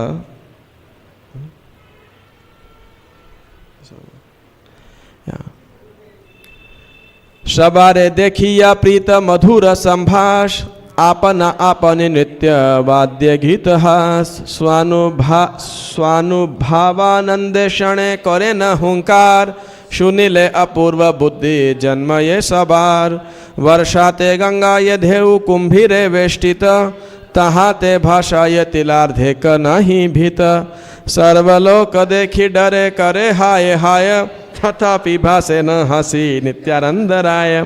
तो नित्यानंद बड़ी मधुरता से हर किसी के साथ बातचीत किया करते थे। वे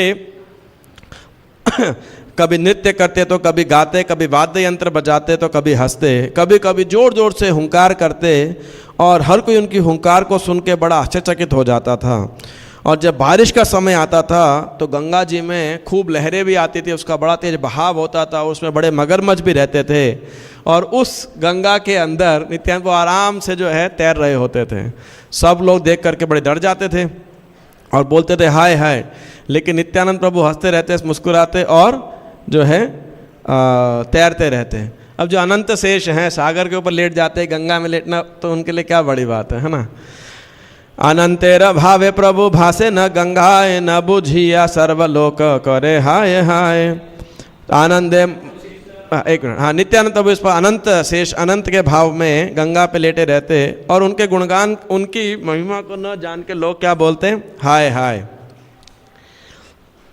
आनंदे मूर्छित वाये हये न कौन शन, तीन चारि दिवसे ओ नाच हय अच्छे, तीन चारि दिवसे ओ न हय चेतन, एई मत आर कत अचिंत्य कथन, अनंत मुखे ते नारी करिते वर्णन, दैव एक दिन यथा प्रभु वासी आछे, आइलेन नित्यानंद ईश्वरे रकाछे। तो कभी कभी तो भावावेश में वो आनंद में मूर्छित हो जाते और 3-4 दिन तक मूर्छा से बाहर नहीं आते और इस प्रकार अनेक अचिंत्य लीलाएं वो किया करते थे। और विद्यानाथ ठाकुर कह रहे हैं कि यदि मेरे पास अनंत मुख भी होना तो भी मैं उन्हें उनका वर्णन नहीं कर पाऊंगा।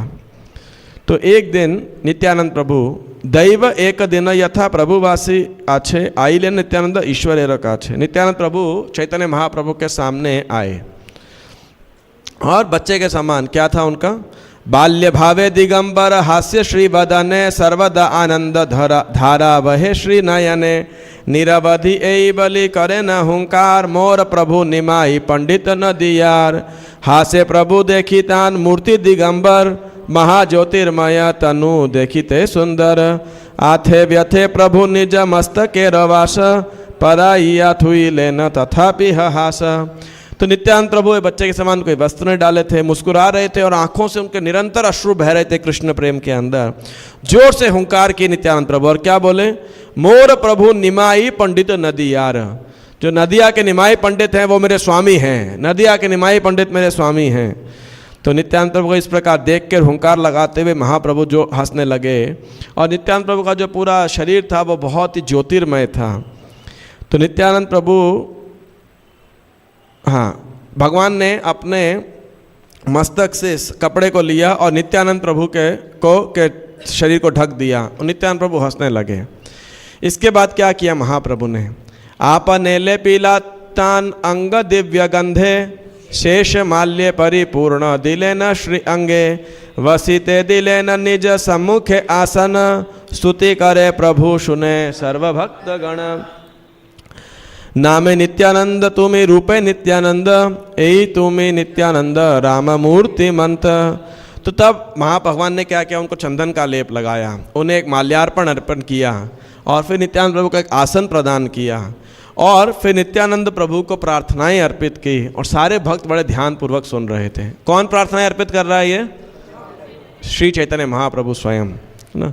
और वास्तविकता में ये गंध, पुष्प, आसन इत्यादि ये उसी प्रकार से जब हम भगवान का षोडशोपचार करते हैं तो ये सब वस्तुएं जो है भगवान को अर्पण किया करते हैं, पाद्य, अर्घ्य इत्यादि।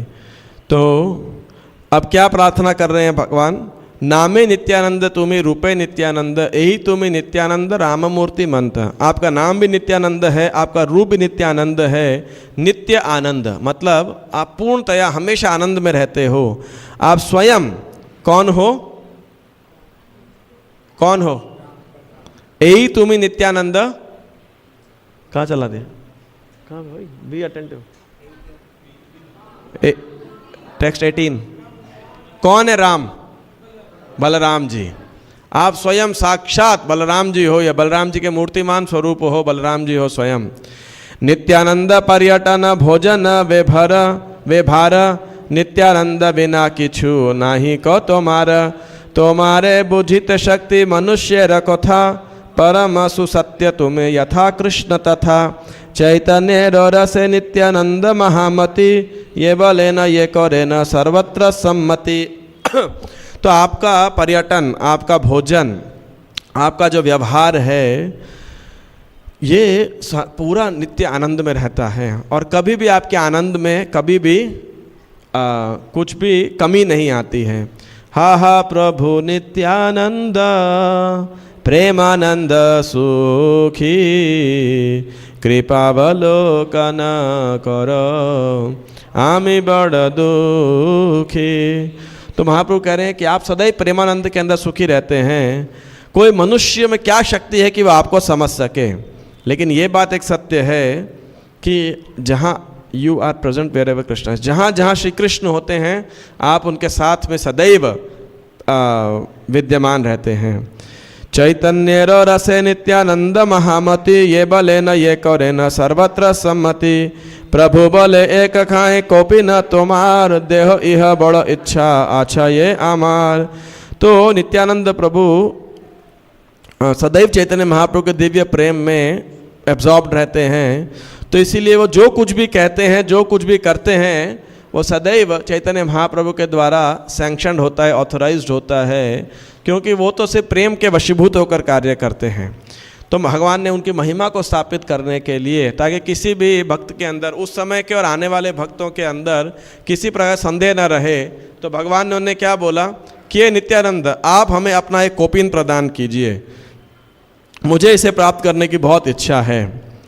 और इस प्रकार से एत बलि प्रभुतार कोपिन आनिया, छोटा कोरी चीरी लेना अनेक कोरिया, सकल वैष्णव मंडली रे जने जने, खाई खाई करी प्रभु दिले न आपने, प्रभु बोले ए वस्त्र बंध सब शिरे, अन्य रकी दाय इहाँ वांछे योगेश्वरे, नित्यानंदे प्रसादे से हय विष्णु भक्ति, जानी ह कृष्णेर नित्यानंद पूर्ण शक्ति। तो नित्यानंद प्रभु के कोपिन को लेकर के भगवान ने क्या किया, उसके टुकड़े कर दिए, उनका वस्त्र, और हर भक्त को प्रदान किया वो टुकड़ा, और क्या बोला, इस कपड़े का क्या करो, आप अपने सिर पर बांधो। यानी नित्यानंद प्रभु को का एक अवधूत का, एक वैरागी का जो नीचे के पहनने का वस्त्र है, उसका टुकड़ा भी अत्यधिक दिव्य है ना, इतना महान है कि वो विष्णु भक्ति प्रदान करने वाला है। और श्री सरस्वती ठाकुर इस प्रकार से अपने एक तात्पर्य के अंदर लिखते हैं, जिस प्रकार से बोला जाता है, वैष्णवेर पद धूलि नहीं क्या है,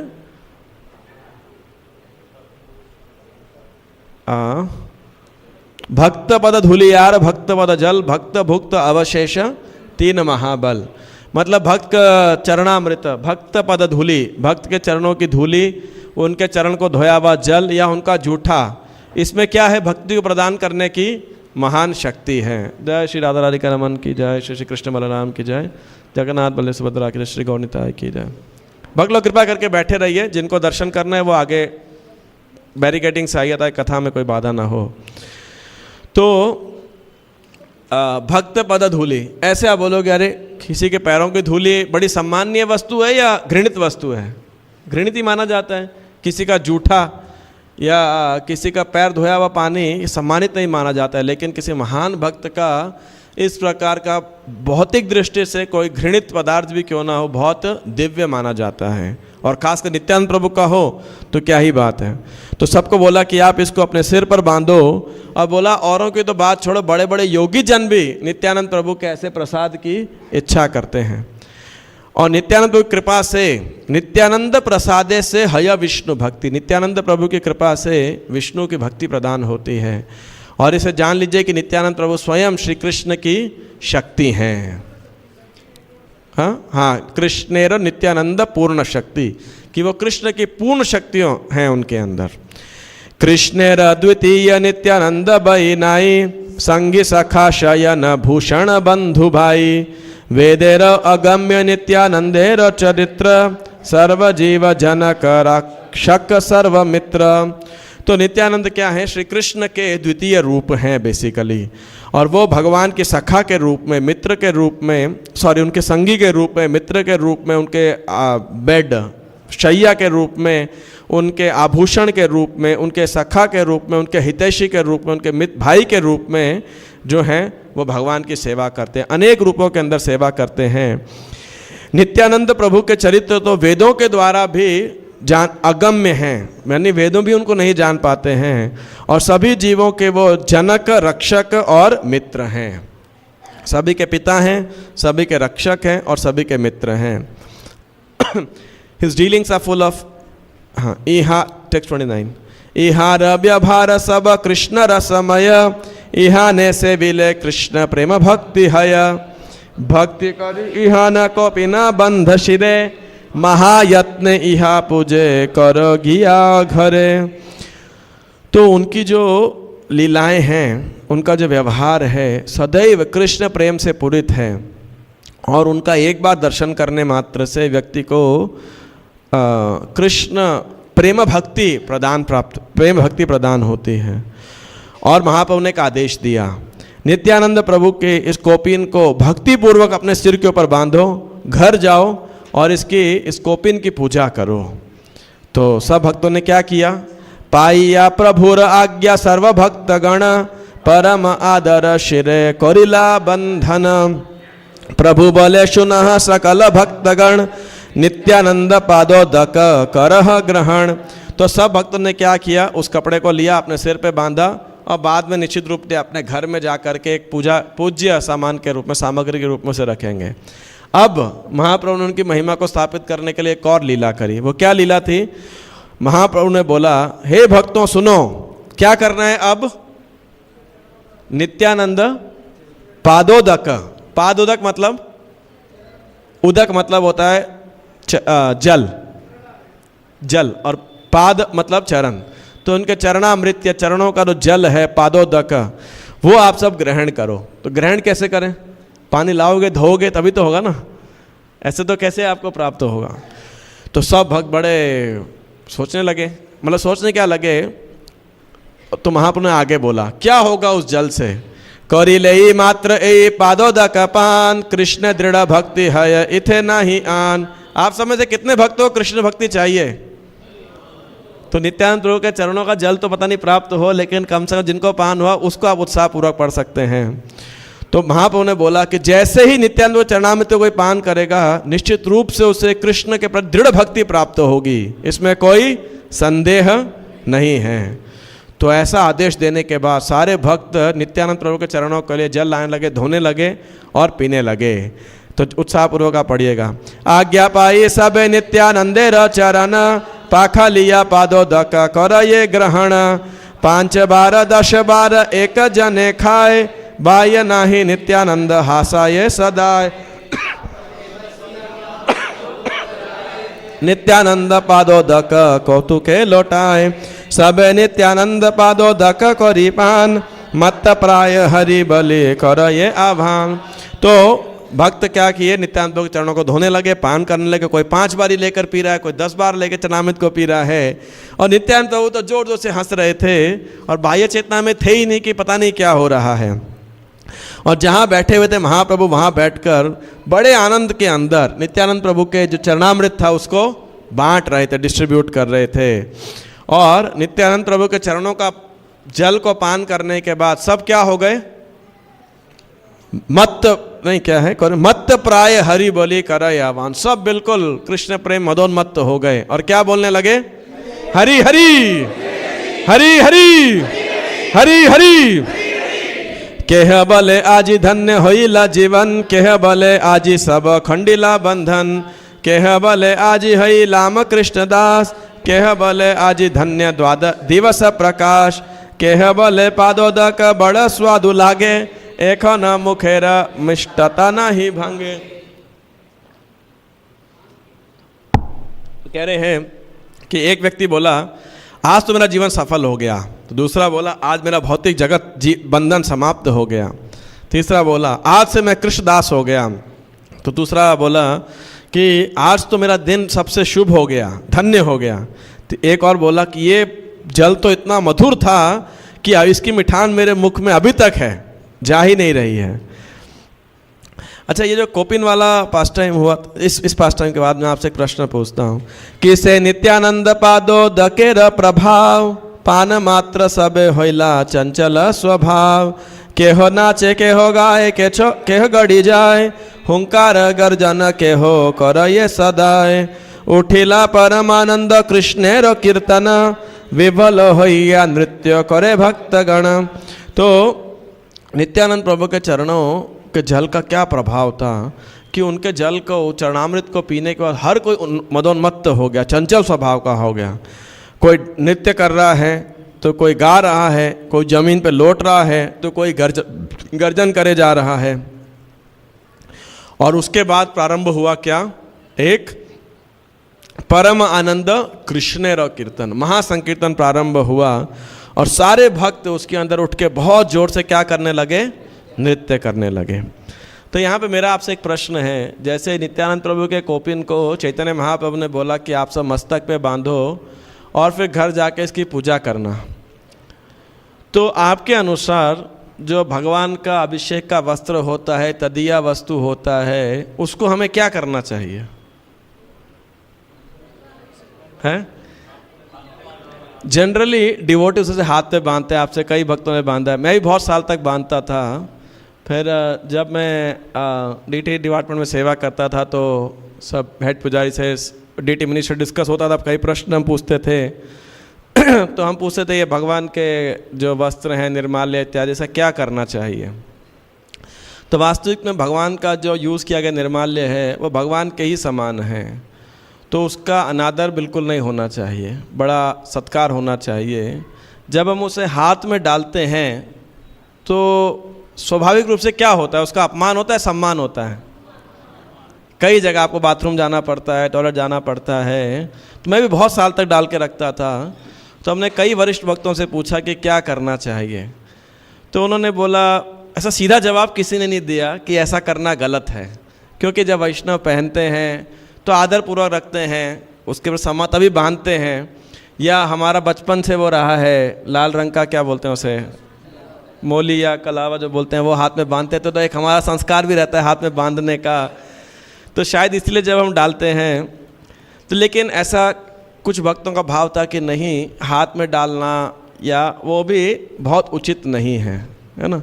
या जैसे वो नरसिम्हा कवच जो रहता है ना, इसका क्या नाम है, ऐसा तावीज़ जैसा जो रहता है, तो वो गले में डालना या ऐसा हाथ पे बांधना, ये भी कोई बहुत उचित नहीं माना जाता इसे। तो कई वैष्णव उसे क्या करते हैं, अपने बीड़ बैग के जिप में रख लेते हैं।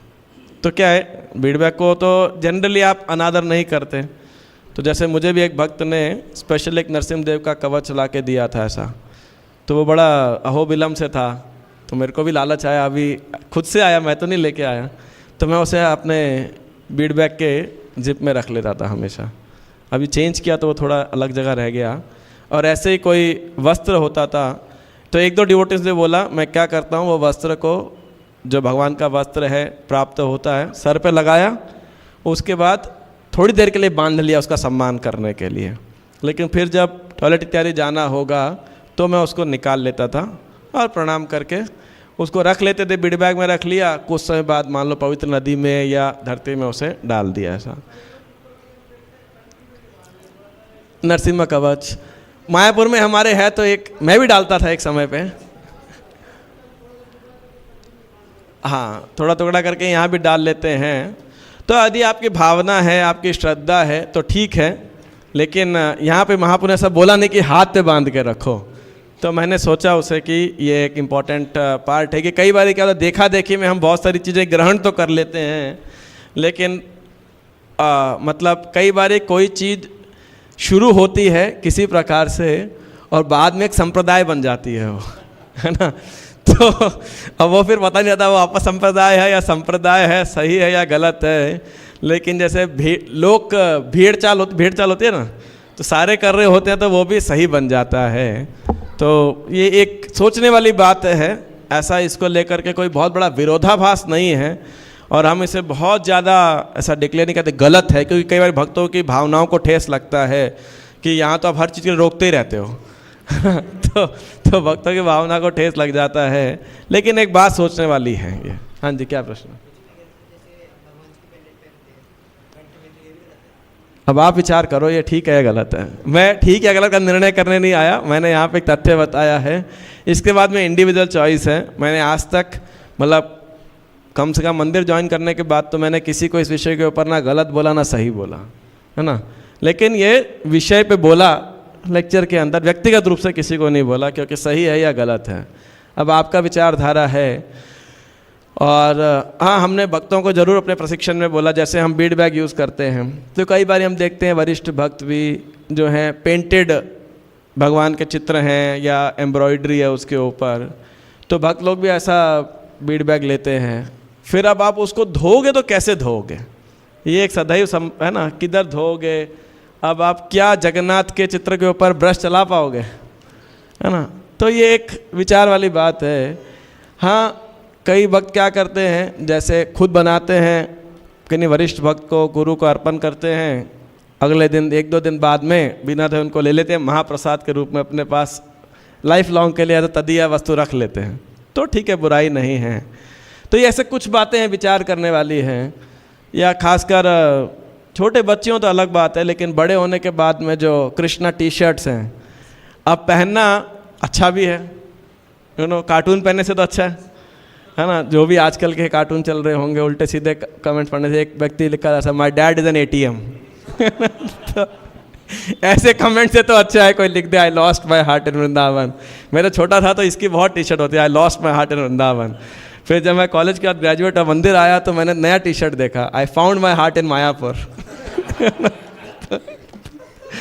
तो यानी हाँ, तो मतलब ठीक है, किसी को उल्टे सीधे कमेंट से दूर करने के लिए तो ऐसा टी शर्ट पहनना उस लेवल तक ठीक है। लेकिन उसके बाद में कोई भक्त गंभीर हो, पुराना हो जाए तो प्रयास करना चाहिए कि थोड़ा मतलब ये चीज़ कैसे सटल अपराध के प्रति हमको ऐसा वो रहना चाहिए, जागरूक रहना चाहिए कि ये भी एक प्रकार का अपराध हो सकता है ना। लेकिन हम इसको ये नहीं, ये हर किसी के व्यक्तिगत आध्यात्मिक विकास के ऊपर निर्भर है ना। मतलब आप देखो, जैसे अभी आप मान लो गले में कुछ डाले हैं, इससे पहले उल्टा सीधा गले में कोई पेंडेंट ब्रेसलेट डाल के घूम रहे होते, स्टाइल डाल के होते, उससे तो अच्छा है ना। कम से कम जो देखेगा आपको जगन्नाथ को देख रहा है, आपको भी याद आ रहा है हाँ चलो गलत कार्य नहीं करना चाहिए, जगन्नाथ है गले के अंदर, कुछ गलत नहीं खाएंगे, गलत नहीं बोलेंगे, तो अच्छा या बुरा है, उस दृष्टिकोण से अच्छा है। लेकिन जब कोई भक्ति में और उन्नत हो जाए और उसे लगे कि नहीं नहीं मुझे भक्ति में और सावधान रहना चाहिए, अपराध नहीं करना चाहिए, तो उस स्थिति के अंदर ये है कि नहीं। तो इसीलिए सही और गलत का निर्णय करना कई बार इतना आसान होता नहीं है। One man's food is another man's poison. जैसे मैं एक उदाहरण देता हूँ हमेशा, मान लीजिए कोई आदमी 20 सिगरेट पीता है ना, और फिर वो आया आपके पास में कि मुझे सिगरेट छोड़ना, तो आप क्या बोलोगे? ठीक है, कितना पीते हो भाई सिगरेट? बोला 20 सिगरेट पीता हूँ। तो अच्छा, तो आप क्या करो, अब 16 सिगरेट पियो, है ना। और अब मान लो ये केशव प्रभु तो सिगरेट पीते नहीं, ये इन्होंने वहीं सुन लिया, कहने प्रभु जी देखो क्या शिक्षा दे रहे हैं, सिगरेट पीने की शिक्षा दे रहे हैं, है ना। तो हम तो क्या कह रहे हैं, सिगरेट पीने को नहीं कह रहे, लेकिन एकदम से नहीं छोड़ पाएगा। जैसे मृगारी का पास टाइम आप पढ़ेंगे चैतन्य चरितामृत में, तो अगर आधा पास टाइम पढ़ें तो ऐसा लगेगा नारद मुनि मृगारी को क्या कहते हैं कि भाई आधा क्यों मार रहे हो, पूरा मार दो। अब किसी को यहीं तक पास टाइम पढ़ेगा तो वो क्या सोचेगा, ये नारद मुनि का दिमाग खराब हो गया लगता है, मारने की शिक्षा दे रहे हैं, बताओ आप, है ना। अब आप बताइए अगर नारद जी उस समय मृगारी को कहते कि भाई मारो ही मत, तो क्या होता, वो उन्हीं को मार देता। वो मृगारी अस्त्र शस्त्र लेके नारद जी के पीछे पड़ता, लेकिन नारद जी ने बोला ना आधा क्यों मारते हो, पूरा मारो। तो मृगारी को लगा अरे भाषा तो अपनी बोल रहे हैं, है ना, इसकी बात सुनने लायक है। तो ऐसे तो इसीलिए कभी कभी धर्म की परिभाषा ये भी होती है जो व्यक्ति को एक निम्न स्तर से मतलब -5 से -4 तक ले आए, वो भी धर्म है। लेकिन जो व्यक्ति ऑलरेडी 5 पे है उसको बोलो तो -4 पे जा, तो वो अधर्म है कि नहीं। तो इसीलिए हो सकता है किसी नए भक्त के लिए भगवान का तदीया वस्तु हाथ में पहनेगा, बड़ा खुश होगा उसे, है ना। और कोई पुराने भक्त को लगेगा शायद मैं अपराध कर रहा हूँ। तो ये हर एक इंडिविजुअल चेतना के ऊपर है, और इसीलिए कुछ चीज़ें व्यासासन से या पब्लिक प्लेटफॉर्म से सही गलत नहीं बोली जा सकती, सिखाया जा सकता है, व्यक्ति की व्यक्तिगत चेतना के ऊपर निर्भर करता है कि नहीं, मतलब ऐसा तो जाता है। और भगवान क्योंकि भावग्राही जनार्दन है, तो यदि कोई अनजाने में, भावुकता में, भावावेश में कोई गलती कर भी देता है तो भगवान गलती दोष नहीं देखते हैं, ऐसा है कि नहीं। तो इसीलिए तो अब टेक्स्ट 44, अब वहाँ पे क्या चालू हो गया था, कीर्तन चालू हो गया था। और वो कीर्तन कैसा था, क्षण के श्री गौरचंद्र कोरिया हुंकार, उठिया लागिला नृत्य कोरिते अपार। तो कौन खड़ा हो गया वहाँ पर, श्री गौरांग महाप्रभु स्वयं, श्री गौरांग महाप्रभु के, और खूब जोर से नृत्य करने लगे। नित्यानंद स्वरूप उठिला तत्क्षण, नृत्य करे दुई प्रभु वेदी भक्त गण, करे कार गाये के बा पड़े के बाद करे धरे, के बा कार चरणेर धूलि लय शिरे, के बा कार गला धरे कर ये रोदन, के बा कौन रूप करे ना जाय वर्णन, प्रभु करिया ओ करो किछु भय नहीं, प्रभुर भृत्य सकले नाचाय एकताई, नित्यानंद चैतन्य कोरिया कोला खुली, आनंदे नाचना दुई प्रभु कुतूहली, पृथ्वी कंपित नित्यानंद पद तले, देखिए आनंद सर्व गणे हरि बले। तो क्या हुआ, चैतन्य महाप्रभु खड़े हुए, अब कौन खड़ा हो गया उस कीर्तन के अंदर, नित्यानंद प्रभु, और दोनों भाई भक्तों के बीच नृत्य करने लगे। और इतना मदोन्मत्त कीर्तन हुआ, किसी को नहीं पता कौन किसके ऊपर गिरा, किसने किसको पकड़ा, किसने किसके चरण धूले अपने सर पे ली, कौन किसके गले को पकड़ के रो रहा था, किसने क्या किया, सब बाह्य चेतना से बाहर। अब ये एक इम्पॉर्टेंट पार्ट है, ये कीर्तन और इस प्रकार का नृत्य किसके लिए है, जो बाह्य चेतना में नहीं है। कई बार हमारे भक्त लोग भी तरह के जिम्नास्टिक्स करने लग जाते हैं, है ना। तो कीर्तन में एक बारी प्रभुपाद जी कीर्तन कर रहे थे माइक, स्टेज के ऊपर माइक पे, तो देखा भक्त लोग बड़ा ऐसा अलग विद बॉक्सिंग स्टाइल में, पता नहीं कुछ स्टाइल में अलग प्रकार से कीर्तन कर रहे थे, और खूब उत्साहित होकर कीर्तन हो रहा था। और प्रभुपाद तुरंत बोला स्टॉप इट, कीर्तन रोक दिया पूरा। फिर प्रभु ने कीर्तन चालू करवाया और स्वामी स्टेप करना चालू किया, बोले dancing should be like this, है ना। तो कहने का अर्थ है कभी कभी उत्साह में कोई करे अलग बात है, अन्यथा मर्यादा का उल्लंघन तब भी नहीं होना चाहिए, जब तक कि आप और सब लोग जो वहाँ पे सारे ही मतलब पागल हैं, है ना, तो अलग बात है। अगर सभी कृष्ण बाह्य चेतना से बाहर हैं तो ऐसा उल्टा सीधा कुछ भी डांस कर सकते हैं, आप गिर रहे हो, अपने आंसू नहीं रोक पा रहे हो, हुंकार कर रहे हो, है ना, तो ठीक है। अन्यथा उत्साहपूर्वक नृत्य करना चाहिए, लेकिन जिस प्रकार श्रील प्रभुपाद ने और हमारे खासकर प्रभुपाद ने हमें सिखाया बेसिकली। तो द डिवोटीज प्रभु करिया ओकारो किछु भय नाय, प्रभुर भृत्य सकले नाचाय एकताएं। हाँ, तो किसी भक्तों को भी डर नहीं था, भगवान हमारे बीच में नृत्य कर रहे हैं। भगवान और भक्त सभी एक साथ नृत्य कर रहे थे। चैतन्य महाप्रभु और नित्यानंद प्रभु ने एक दूसरे का आलिंगन किया और आनंद में नृत्य किया, और नित्यानंद प्रभु के चरण कमलों से पूरी पृथ्वी कंपित होने लगी। और नित्यानंद प्रभु के नृत्य को देखकर सब भक्त क्या बोले, हरि हरि हरि हरि हरि हरि। प्रेम रसे मत दुई वैकुंठ ईश्वर, नाचे न लइया सब प्रेम अनुचर। ए सब लीलार कबू नाही परिच्छेद, आविर्भाव तिरोभाव मात्र कहे वेद। एई मत सर्वदिन प्रभु नृत्य करी, वसिले न सर्वगण संज्ञ गौर हरि। हाथे तीन ताली दिया श्री गौर सुंदर, सबारे कहे न अति अमाय उत्तर। तो सब आनंद में होगा, खास दोनों प्रभु नित्यानंद चैतन्य महाप्रभु बिल्कुल आनंद में मदोन्मत्त होकर अपने भक्तों के साथ नृत्य करने लगे। हालांकि वेदों के अंदर ऐसी लीलाओं का प्रकट और अप्रकट्य बोला गया है, आविर्भाव, लेकिन ऐसी लीलाएं अनंत हैं, कभी समाप्त नहीं होती हैं, वो निरंतर हैं। और इस प्रकार पूरा दिन नृत्य करने के बाद चैतन्य महाप्रभु अपने भक्तों के साथ बैठे, अपने हाथों से 3 ताली बजाया और चैतन्य महाप्रभु ने बड़े गंभीरता पूर्वक भक्तों को इस प्रकार बोला, प्रभु बले ए नित्यानंद स्वरूपे रे, ये कर ये भक्ति श्रद्धा से करे हमारे, इहान चरण शिव ब्रह्मार वंदित, अतएव इहाने कोरिह सबे प्रीत, तिलार्धे कइहाने जहार द्वेष रहे, भक्त हईले ओसे आमार प्रिय नहे, बात तहारे ओ कृष्ण न छाड़े बे सर्वथाय। तो नित्य भगवान ने बोला, जो कोई भी नित्यानंद स्वरूप में श्रद्धा रखता है, उनके सेवा में इस प्रकार लगता है, वास्तविकता में मेरे में श्रद्धा रखता है और मुझे सेवा करता है, उनके चरण कमल तो ब्रह्मा और शिव जी के द्वारा भी वंदित हैं। इसीलिए आप सब उनके प्रति अपना प्रेम प्रदर्शित करो। यदि कोई व्यक्ति एक तिलार देकर तिल के समान में उनके प्रति ईर्ष्या रखता है, तो चाहे वो भक्त भी क्यों ना हो, लेकिन मुझे कतई प्रिय नहीं है। और जो व्यक्ति नित्यानंद प्रभु के देह से स्पर्शित हवा भी उसको स्पर्श कर जाती है, कृष्ण उस व्यक्ति को कभी नहीं छोड़ेंगे। यानी नित्यानंद प्रभु में क्या शक्ति है ना? तो इस प्रकार से जब चैतन्य महाप्रभु ने यह ऐलान किया, सुनिया प्रभुर वाक्य सर्वभक्त गण, महाजय जय ध्वनि करिला तखन। तो महाप्रभु के ऐसे वचन को सुन के सभी भक्त क्या बोलने लगे, जय जय जय जय। भक्ति करिए सुनय ए सब आख्यान, तार स्वामी हय गौर चंद्र भगवान। तो क्या कह रहे हैं, जो भी इस नित्यानंद प्रभु के गुणगान को और इन लीलाओं को जो आज हमने चर्चा किया, ध्यान पूर्वक सुनता है, श्रद्धा पूर्वक भक्ति सुनता है, चैतन्य महाप्रभु उन सबके क्या बन जाते हैं, स्वामी बन जाते हैं। तार स्वामी हय गौर चंद्र भगवान।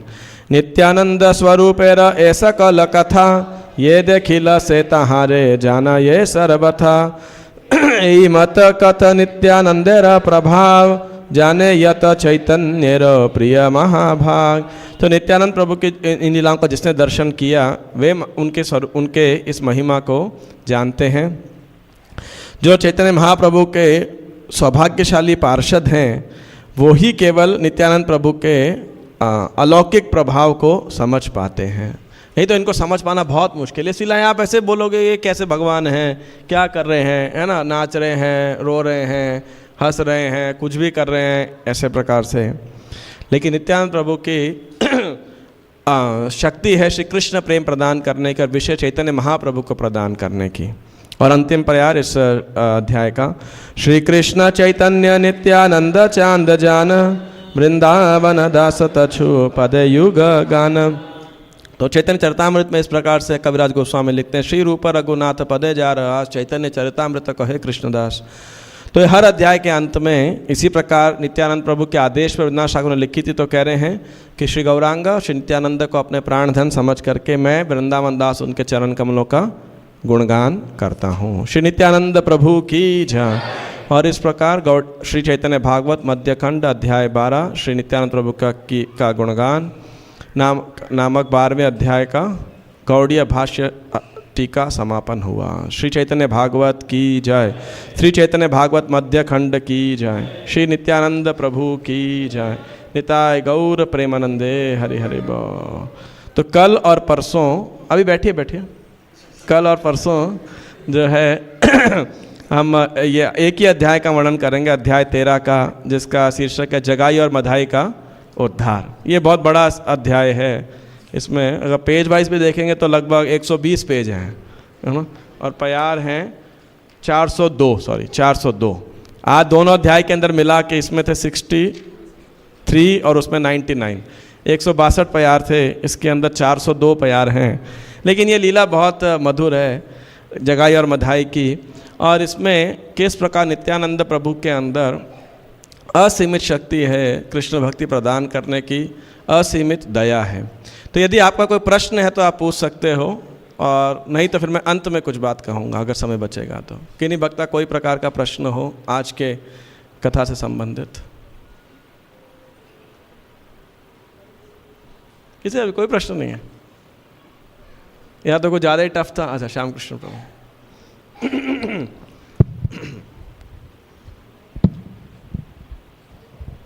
हरे कृष्ण।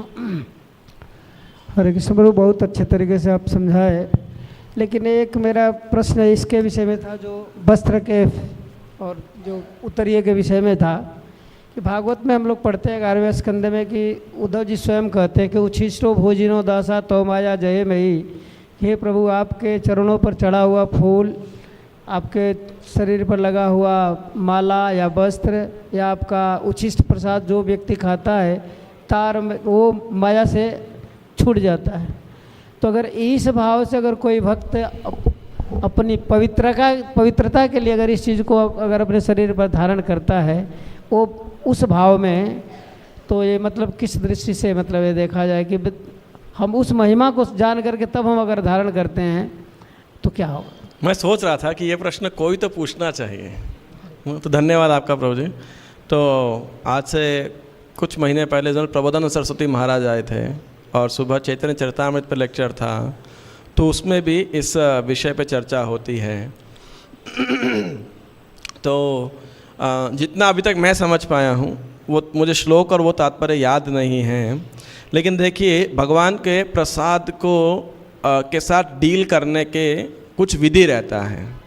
जैसे मान लीजिए भगवान को भोग लगा हुआ अन्न है, फल है, तो या कोई जल इत्यादि है, चतुर्विधा श्री भगवत प्रसाद बोलते ना, तो वो प्रसाद को आप कैसे ऑनर करते हो? आप उसको हाथ में लेंगे, महाप्रसाद है, प्रार्थना करेंगे, में भी हाथ जोड़ लेंगे और फिर क्या करोगे? खाओगे उसे, है ना। अब अगर देखा जाए खाने के बाद क्या बन जाएगा वो, है ना, तो क्या हम उस प्रसाद का अपमान कर रहे हैं? नहीं, वो उसकी उस प्रकार से जिस रूप में प्रसाद है उस रूप में उसका ऑनर किया जाता है, उसको सत्कार किया जाता है। उसी प्रकार से भगवान को चढ़ाया गया पुष्प है, माला है, तो उससे आप क्या करते हो? सूंघते हैं, पहनते हैं और फिर उसे हो सके तो सही जगह पे डिस्पोज कर देते हैं। तो हमने पूछा था जब हम मंदिर के फूलों के जब कंपोस्ट बना रहे थे, यहाँ जब सामने वाला पार्क था, तो मैंने पूछा ये प्रश्न लिख करके कि फिर हमारे पास में जितने भी इन्वायरमेंटलिस्ट मतलब डिवोटीज नहीं, प्रोफेशनल को हमने कंसल्ट किया था, तो हम सोच रहे थे इतना फूल निकलता है, इनका क्या किया जाए। तो एक कई लोगों को जब पता लगा कि हम ऐसे फूल से खाद बना रहे हैं, तो उन्होंने हमें कई ऑफ़र देने के लिए आए, कई प्रस्ताव लेकर के आए कि आप ऐसा कर रहे हो, आपके यहाँ से इतना फूल निकलता है, तो हम इस फूलों को से एसेंस बना के अगरबत्ती बना सकते हैं इसको ट्रीट करके। तो हमने बड़ा अच्छा प्रस्ताव है, उनसे हमने प्रपोज़ल लिया पूरा और उसमें इकोनॉमी इतनी नहीं थी, तो हमने कहा इसका एसेंस बना करके हम किसी अगरबत्ती के ब्रांड को दे सकते हैं। वो साइकिल अगरबत्ती वाले हैं ना, बहुत फेमस, तो उनसे किसी भक्त का कॉन्टैक्ट भी था, तो हमने कहा उनको अप्रोच करेंगे, उनको दे देंगे और उसको स्पेशल ब्रांड से सेल कर देंगे कि भगवान के पुष्पों से। तो फिर मैंने डीटी मिनिस्ट्री में चेक किया, तो बोले कि ऐसे प्रोसेस करना उचित नहीं है प्रसाद को। तो मैंने कहा प्रभु जी ये फूल तो सब सड़ ही जाएगा, ऐसे सड़ जाता है, तो क्या करें? तो बोले देखो सड़ता है तो क्या होता है, खाद बन जाता है इसका, तो आप खाद बना रहे हो तब तक ठीक है। ये मैंने खाद बना के हम पौधे में डाल देते हैं, उस पर चलता भी है आदमी, घास पे डाल देते हैं। कह रहे वो इसकी नेचुरल प्रोसेस है डिकम्पोज होने की, अगर मैं इसको ऐसा भी छोड़ दूंगा तो ये सूख के डिकम्पोज ऑटोमेटिकली होगा, तो उसमें गलत नहीं है। लेकिन इस फूल के में होली का एक बार हमने रंग बनाना शुरू किया था ऐसा ही, तो फिर हमने 2-1 साल पहले ऐसा किया था, वर्कशॉप किया था, उसको ही बंद कर दिया, क्योंकि फिर वह गुलाल रंग बनाएगा, फिर उसको कोई फेंकेगा, पैर में लगेगा, तो ऐसे वो बंद कर दिया। फिर हमने अगरबत्ती बनाने का प्रस्ताव कर दिया। तो मूल बात ये है, फिर ऐसे ही हमने निर्मालय के अंदर पहले ना उन्होंने बैग बनाए थे एक बारी, ऐसा जो पर्स या बैग जो रहता है, तो फिर अब बैग तो कोई ज़मीन पे भी रख देता है, तो अपने स्वयं के इस्तेमाल के लिए तो हमने उसे ही बंद कर दिया।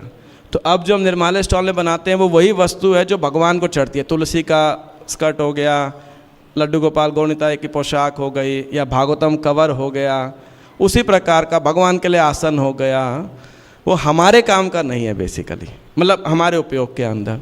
तो कहने का जो मेरे इतने उदाहरण देने का जो अर्थ है वो ये था कि भगवान के जिस रूप में प्रसाद निकलता है उसको ऑनर करने की, उसको प्रसाद ग्रहण करने की विधि होती है।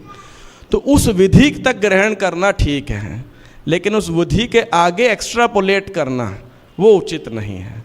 तो जैसे कि मान लीजिए अब स्वाभाविक हमें माला पहनते हैं, टॉयलेट में नहीं जाते हैं, हम आप पवित्र स्थान पर नहीं लेके जाते हैं, तो ऐसे ही भगवान के और कोई तदीय वस्तु है और हमें उससे प्रेम है तो हम उसे अपने पास में रख सकते हैं, ये इंश्योर करते हुए कि हम उसका अपमान ना करें। और ये बात हम नए भक्तों को ना बोले। मान लीजिए कोई उत्साहित होकर टी शर्ट पहन के आ रहा है, जैसे मैंने बोला, तो एक बार मत रोकिए, कम से कम किसी ना किसी ये न केन प्रकार है ना मनः कृष्ण निवेश है, फिर वो नियम अग्रह हो जाएगा।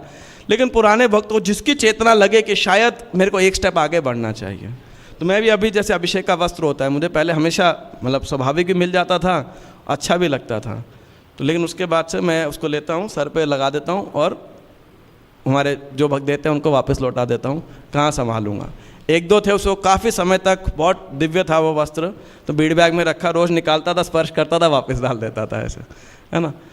तो अब जैसे भगवान की थाली है ना, तो क्या हम उस थाली को, कटोरी को, जब नई थाली ले आते हो आप, बदलते हैं ना ऐसा, तो फिर उसमें खा सकते हैं या नहीं खा सकते हैं? है, लेकिन है तो भगवान का महाप्रसाद, स्वीकार कर सकते हैं। और किसी भक्त ने बोला कि नहीं नहीं भगवान का प्रसाद है, खा सकते हो, लेकिन फिर उसमें आप, वो भी भगवान का प्रसाद ही है ना, तदीय वस्तु है, लेकिन अब उसको आपको जूठा भी जाएगा, उसके अंदर आपका वो भी जाएगा, तो उचित नहीं है। अच्छा, अब भगवान को कभी आप यात्रा में डिस्पोजेबल में भोग लगाते हो, अब उस डिस्पोजेबल में खा सकते हैं या नहीं खा सकते हैं? अब ये बड़ा वो आता है, खा भी लेते हैं, ऐसे ही फेंकना ही पड़ेगा उसे, है ना, तो क्या किया जाए, है ना। और इनफैक्ट मतलब ठीक है, ज़्यादातर भगवान के बर्तन मान लो पुराने ज़माने में तो सोने के होते होंगे, आज किसी मंदिर में नॉर्मली चांदी के होते हैं भोग लगाने के, या फिर पीतल, कांसे के इत्यादि के होते होंगे, तो उसको आपने मेल्ट करा के दोबारा नई कटोरी बना ली, नया बर्तन बना लिया, वो बहुत बढ़िया है, बना लिया तो। और नहीं तो जनरली भगवान को कई जगह पे भोग किस में लगाया जाता है? मिट्टी के बर्तन में। आप पुरी में जाएंगे, जगन्नाथपुरी में सब मिट्टी का बर्तन होता है, या चैतन्य में वर्णन आता है हमेशा केले का पत्ता या बड़े पत्ते के ऊपर भोग लगाया जाता है। उस पत्ते का क्या करोगे आप? खाओगे या नहीं खाओगे उस पत्ते के ऊपर? क्या कहते हैं आप? उस पत्ते के ऊपर खाओगे नहीं खाओगे? हैं? बड़ा जटिल प्रश्न है ना, खाएं कि नहीं खाएं। यदि आप उसे देखते हो कि इसके अंदर कृष्ण ने प्रसाद पाया था, है ना, और आपकी कृष्ण भावना का विकास हो रहा है, तो शायद आप खा लो। लेकिन यदि आपको विचार करते और लगता है, यदि आपको ये लगता है कि नहीं ये अपराध है, इसमें भगवान ने खाया, मैं कैसे खा सकता हूँ, तो बेटर है उसे डिस्पोज कर दो। तो ये हमारी चेतना के ऊपर है कुल मिला के। एक बार एक विदेशी व्यक्ति भारत में आया था, तो एक दक्षिण भारतीय रेस्टोरेंट में गया खाने के लिए, तो वहाँ केले के पत्ते पे उसको ये सब चावल, सांभर, रसम, डोसा, इडली सब सर्व किया। तो बाद में उसने वो क्या किया, जब खा लिया सब, तो बिल देने के लिए गया, तो होटल के मैनेजर ने, रेस्टोरेंट के मैनेजर ने पूछा कि खाना कैसा था? बोले the food was very good but a salad was very stiff.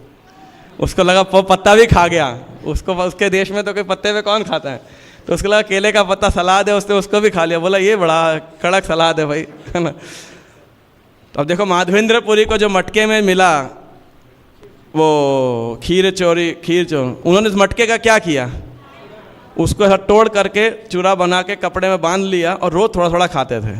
अब ये बड़ा प्रश्न है कि उस महाप्रसाद क्या किया जाए और क्या ना किया जाए।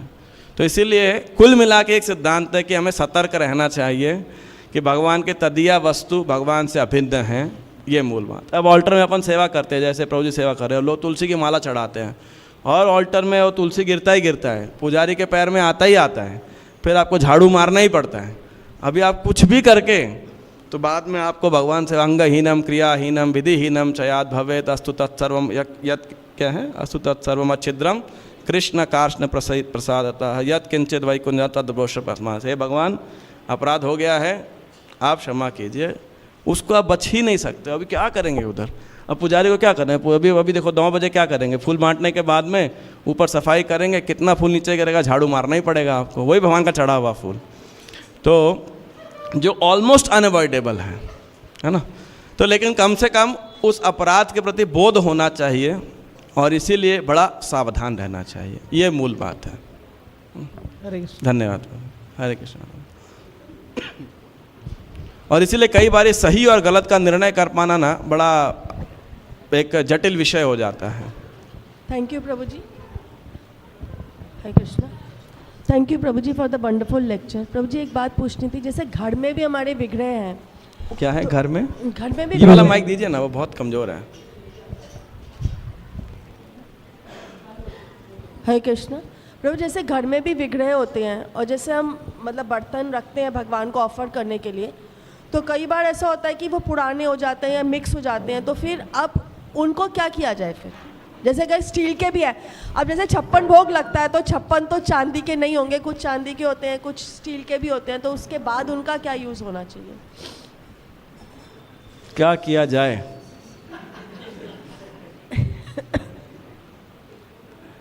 एटलीस्ट मतलब हम जो करते थे, मैंने सालों से अभ्यास किया है, कई सालों से डीटी किचन के जो कुकिंग के वेसल्स हैं, कुकर, भगोने, कढ़ाई, करछियाँ, पलटे इत्यादि, ये सब तो हम दोबारा कुकिंग में इस्तेमाल कर लेते हैं, हाँ। लेकिन जो भगवान के कटोरी इत्यादि हैं, प्लेट इत्यादि है, तो उसको हम फिर क्या करते थे, किसी और सेंटर में बेस वगैरह के अंदर भगवान के भोग के लिए दे दिया करते थे। अब आप घर में क्या कर सकते हो? तो हाँ जी, नेल पेंट लगा दें, फिर भी कोई बच्चा है रिश्तेदार मिक्स कर दे, उनके घर में हो जाते हैं, ज़्यादा भोग लगाते हैं। मैं ये नहीं पूछ रही प्रभु जी, हमने बिल्कुल सेपरेट रखे हुए हैं, वो बिल्कुल सेपरेट है। मैं कह रही हूँ कई बार होता है थोड़े खराब से हो जाते हैं, पुराने हो जाते हैं, तो फिर पुराने हो जाते हैं। हाँ, नहीं वो तो बिल्कुल सेपरेट है, डिज़ाइन ही अलग रखा हुआ है कि वो सेपरेट रहते हैं, लेकिन पुराने होने के बाद एक पॉइंट के बाद तो उन्हें डिस्कार्ड करना ही पड़ेगा। आप क्या कर सकते हो? अब आप डिस्कार्ड कैसे करते हो, ये तो विचार करना, कैसा बर्तन है उसके ऊपर विचार करना पड़ेगा। मतलब फिर हम कई बार तो ऐसा ही करते हैं कि अपने उसको यूज़ भी नहीं, बेटर आप उसको स्क्रैप में रिसाइकलर वाले को ही दे दो, वो ज़्यादा अच्छा है ना, मतलब क्योंकि अब वो यूज़फुल नहीं रह गया। जय श्री श्री राधा राधिकरण भगवान की जय, श्री श्री कृष्ण बलराम की जय, श्री जगन्नाथ बलदेव सुभद्रा महारानी की जय, श्री श्री गौर निताय की जय, श्रील प्रभुपाद की जय, गौर प्रेमानंदे हरे हरे। प्रभु जी एक और था, जैसे फ्लावर्स ऑफर करते हैं, रोज माला देते हैं, भक्त शांति बना के रख सकते हैं थोड़ा। हाँ जी बोलिए माता जी। जब प्रभु जी जो फ्लावर्स ऑफर करते हैं भगवान को घर पे, उनका कैसे करना चाहिए? उनका कैसे करें, ये तो हमारा हमेशा से शहरों के मंदिरों में हमेशा एक प्रश्न रहता है। घरों में तो दूर, मंदिरों में भी, मतलब मंदिर में तो कम से कम किसी भी घर से 100 गुना फूल ज़्यादा डेली चढ़ता होगा। तो हमने पहले यहाँ पे ज़मीन थी तो गड्ढा खोद के उसमें डालते थे, तो ट्राई तो बहुत करते थे, क्योंकि बहुत साल तक हमारा वो सब ऐसा ऑलमोस्ट कूड़े में ही जाता था। और पूछा, कोई विकल्प समझ नहीं आया, ना ज़मीन है गड्ढे में डाल सको। फाइनली जब ये विकल्प निकला कंपोस्ट मशीन वाला, तो बढ़िया था। हम तो चाहते थे हमारे सब कांग्रेशन डिवोटीज़ भी उधर डाल सकें, लेकिन फिर वो जगह ही भगवान ने क्या तो योजना बनाया। सो अगर कोई विकल्प हो तो भक्त लोग को इकट्ठा करके उसका कंपोस्ट बना सकते हैं। और तो मैं क्या कहूँ इस विषय के ऊपर, नहीं तो भगवान से क्षमा मांग के कूड़े में फेंकना ही पड़ेगा। प्रभु जी पहले कोशिश करते किसी मतलब किसी उसमें नदी में डाल देते थे, अब वो भी अलाउड नहीं अब है। तो आप नदी में डाल दीजिए तो अगली बार डालने लायक नहीं बचोगे, आपको पकड़ के ले जाएंगे। तो बहुत अंदर से गिल्ट होता है कि किस तरह से उसको हैंडल कर रहे हैं, पर यस, इसलिए इन प्रश्नों का ज़्यादा उत्तर बहुत वाइट ब्लैक में मिलता नहीं है।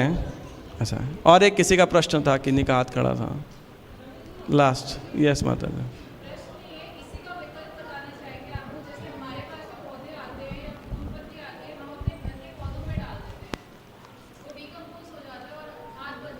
कितने डालोगे? लेकिन नहीं, यहाँ तो रोज ही चढ़ाते हैं भगवान को, हाँ इसीलिए। यस, लास्ट प्रश्न है। हरि बोल, हरे कृष्णा प्रभु जी। ये जो भगवान के वस्त्र होते हैं पुराने हो जाते हैं, उनका क्या किया जाए? क्योंकि हर बार तो साल में 5-6 जोड़े नए बन जाते हैं, फिर वो जो पहले पहने वो इकट्ठे हुए और इकट्ठे हुए, सालों से इकट्ठे ही हो रहे हैं। उन वस्त्रों का क्या किया जाए? नहीं, आज की डेट में आप नदियों में डालेंगे, अधिकांश जगह अगर आपको पकड़ लेगा, अगर सरकार वहाँ पे स्ट्रिक्ट है और वहाँ विजिलेंस है तो दे वोंट अलाउ। और स्पेशली नदियों में आप फूल तो डाल सकते हो या ऐसी वस्तु डाल सकते हो जिससे एक्वेटिक्स को नुकसान ना हो, लेकिन यदि आप प्लास्टिक की बनी हुई वस्तुएं, गत्ते, चित्र, फ्लेक्स इत्यादि, एक्रेलिक, ये सब डालेंगे तो इससे वहाँ की जो मछली और कछुए वगैरह हैं उनको भी नुकसान होगा। तो हम जो करते थे, आपको मंदिर का बता देता हूँ, नॉर्मली निर्मालय बनाते हैं, उसमें जो कतरन वगैरह बच जाता है तो हमने उसको इकट्ठा करते थे और जब कभी मंदिर बनता है किधर पे, उधर फाउंडेशन डिग किया जाता है तो उधर बड़ा गड्ढा खोदा जाता है, तो उस गड्ढे में डाल दिया करते थे जिसके ऊपर भगवान की वेदी बनेगी, नंबर 1, है ना। तो वो धरती के अंदर चले गया। और ऐसा हमने द्वारका मंदिर के, जब वहाँ का वेदी का पिट खुद रहा था तो बहुत डाला उसके अंदर। रोहिणी में तो शायद नहीं डाल पाए, लेकिन द्वारका तक हमारे पास बहुत इकट्ठा था, हमने बकाया डाला। फिर जब वो बंद हो गया, मतलब प्लिंथ से ऊपर आ गया, फिर हमने यहाँ प्लॉट के अंदर गड्ढे करके, कई बारी बहुत डीप गड्ढा करके और काफ़ी सारा उसके अंदर डंप किया बेसिकली। तीसरा, अगर कोई अच्छी कंडीशंस के अंदर होते हैं तो राधिका रविंद्रकर हमारे बहुत छोटे हैं, फिर भी ऐसे इतने ड्रेस पोशाक ख़राब नहीं होती हैं, क्योंकि इतने हर साल इतने सारे नए फेस्टिवल आते हैं। तो कई विदेश में मंदिर होते हैं जहां आपके डीटीज में घर में तो छोटे होते हैं, लेकिन विदेश में जहां डीटीज छोटे होते हैं वहां पे इतना फाइनेंशियली मंदिर स्ट्रांग नहीं होते हैं और हमारे ड्रेसेस अच्छे कंडीशन के अंदर हैं। तो मुझे याद है हमारे पास कुछ ड्रेसेस थे और हमने 2 मंदिरों, अलग अलग मंदिरों के अंदर उसे भेजा उसे, पर ज़्यादा तो नहीं भेज पाए, जितना भेज पाए, फिर साइज़ वाइज ऑल्ट्रेशन में दिक्कत रहता है थोड़ा बहुत, लेकिन जहाँ पे एक फिट हुए तो हमने ये किया था।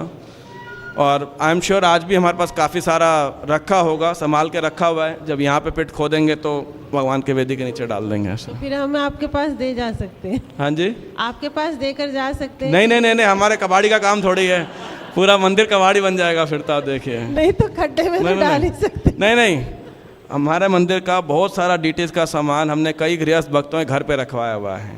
कार्तिक का जितना भी अष्टधाम का पोशाक है, ज्वेलरी है, मंदिर में रखेंगे तो वो मूर्ति 2 साल में टूट जाएगी। आज 15 साल से चल रही है, 5-6 साल से गृहस्थ भक्तों के घर के अंदर ही रखी हुई है हमने वो। ऐसे ये निर्मालय का काम मंदिर में नहीं होता, मंदिर में जगह कहाँ, इंसान के लिए जगह नहीं है यहाँ पे, है ना। आप बोल रहे रख देंगे, ऐसा है ना। तो हमारी सेवा तो मत बढ़ाइए, क्षमा चाहते हैं, है ना। हरे कृष्णा। श्रील प्रभुपाद की जय। गौर प्रेमानंदे हरि हरि बोल।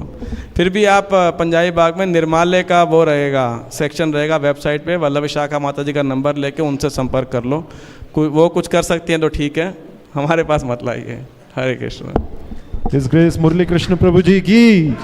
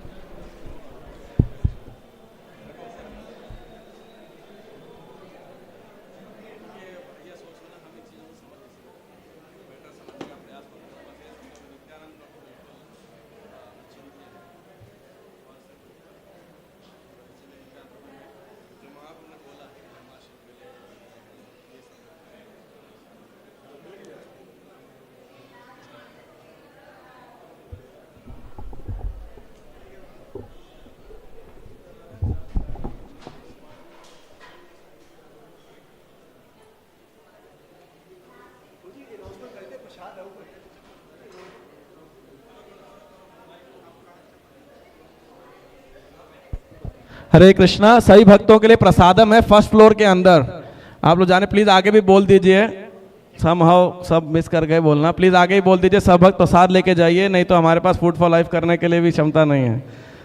प्रवीण बोलो यार।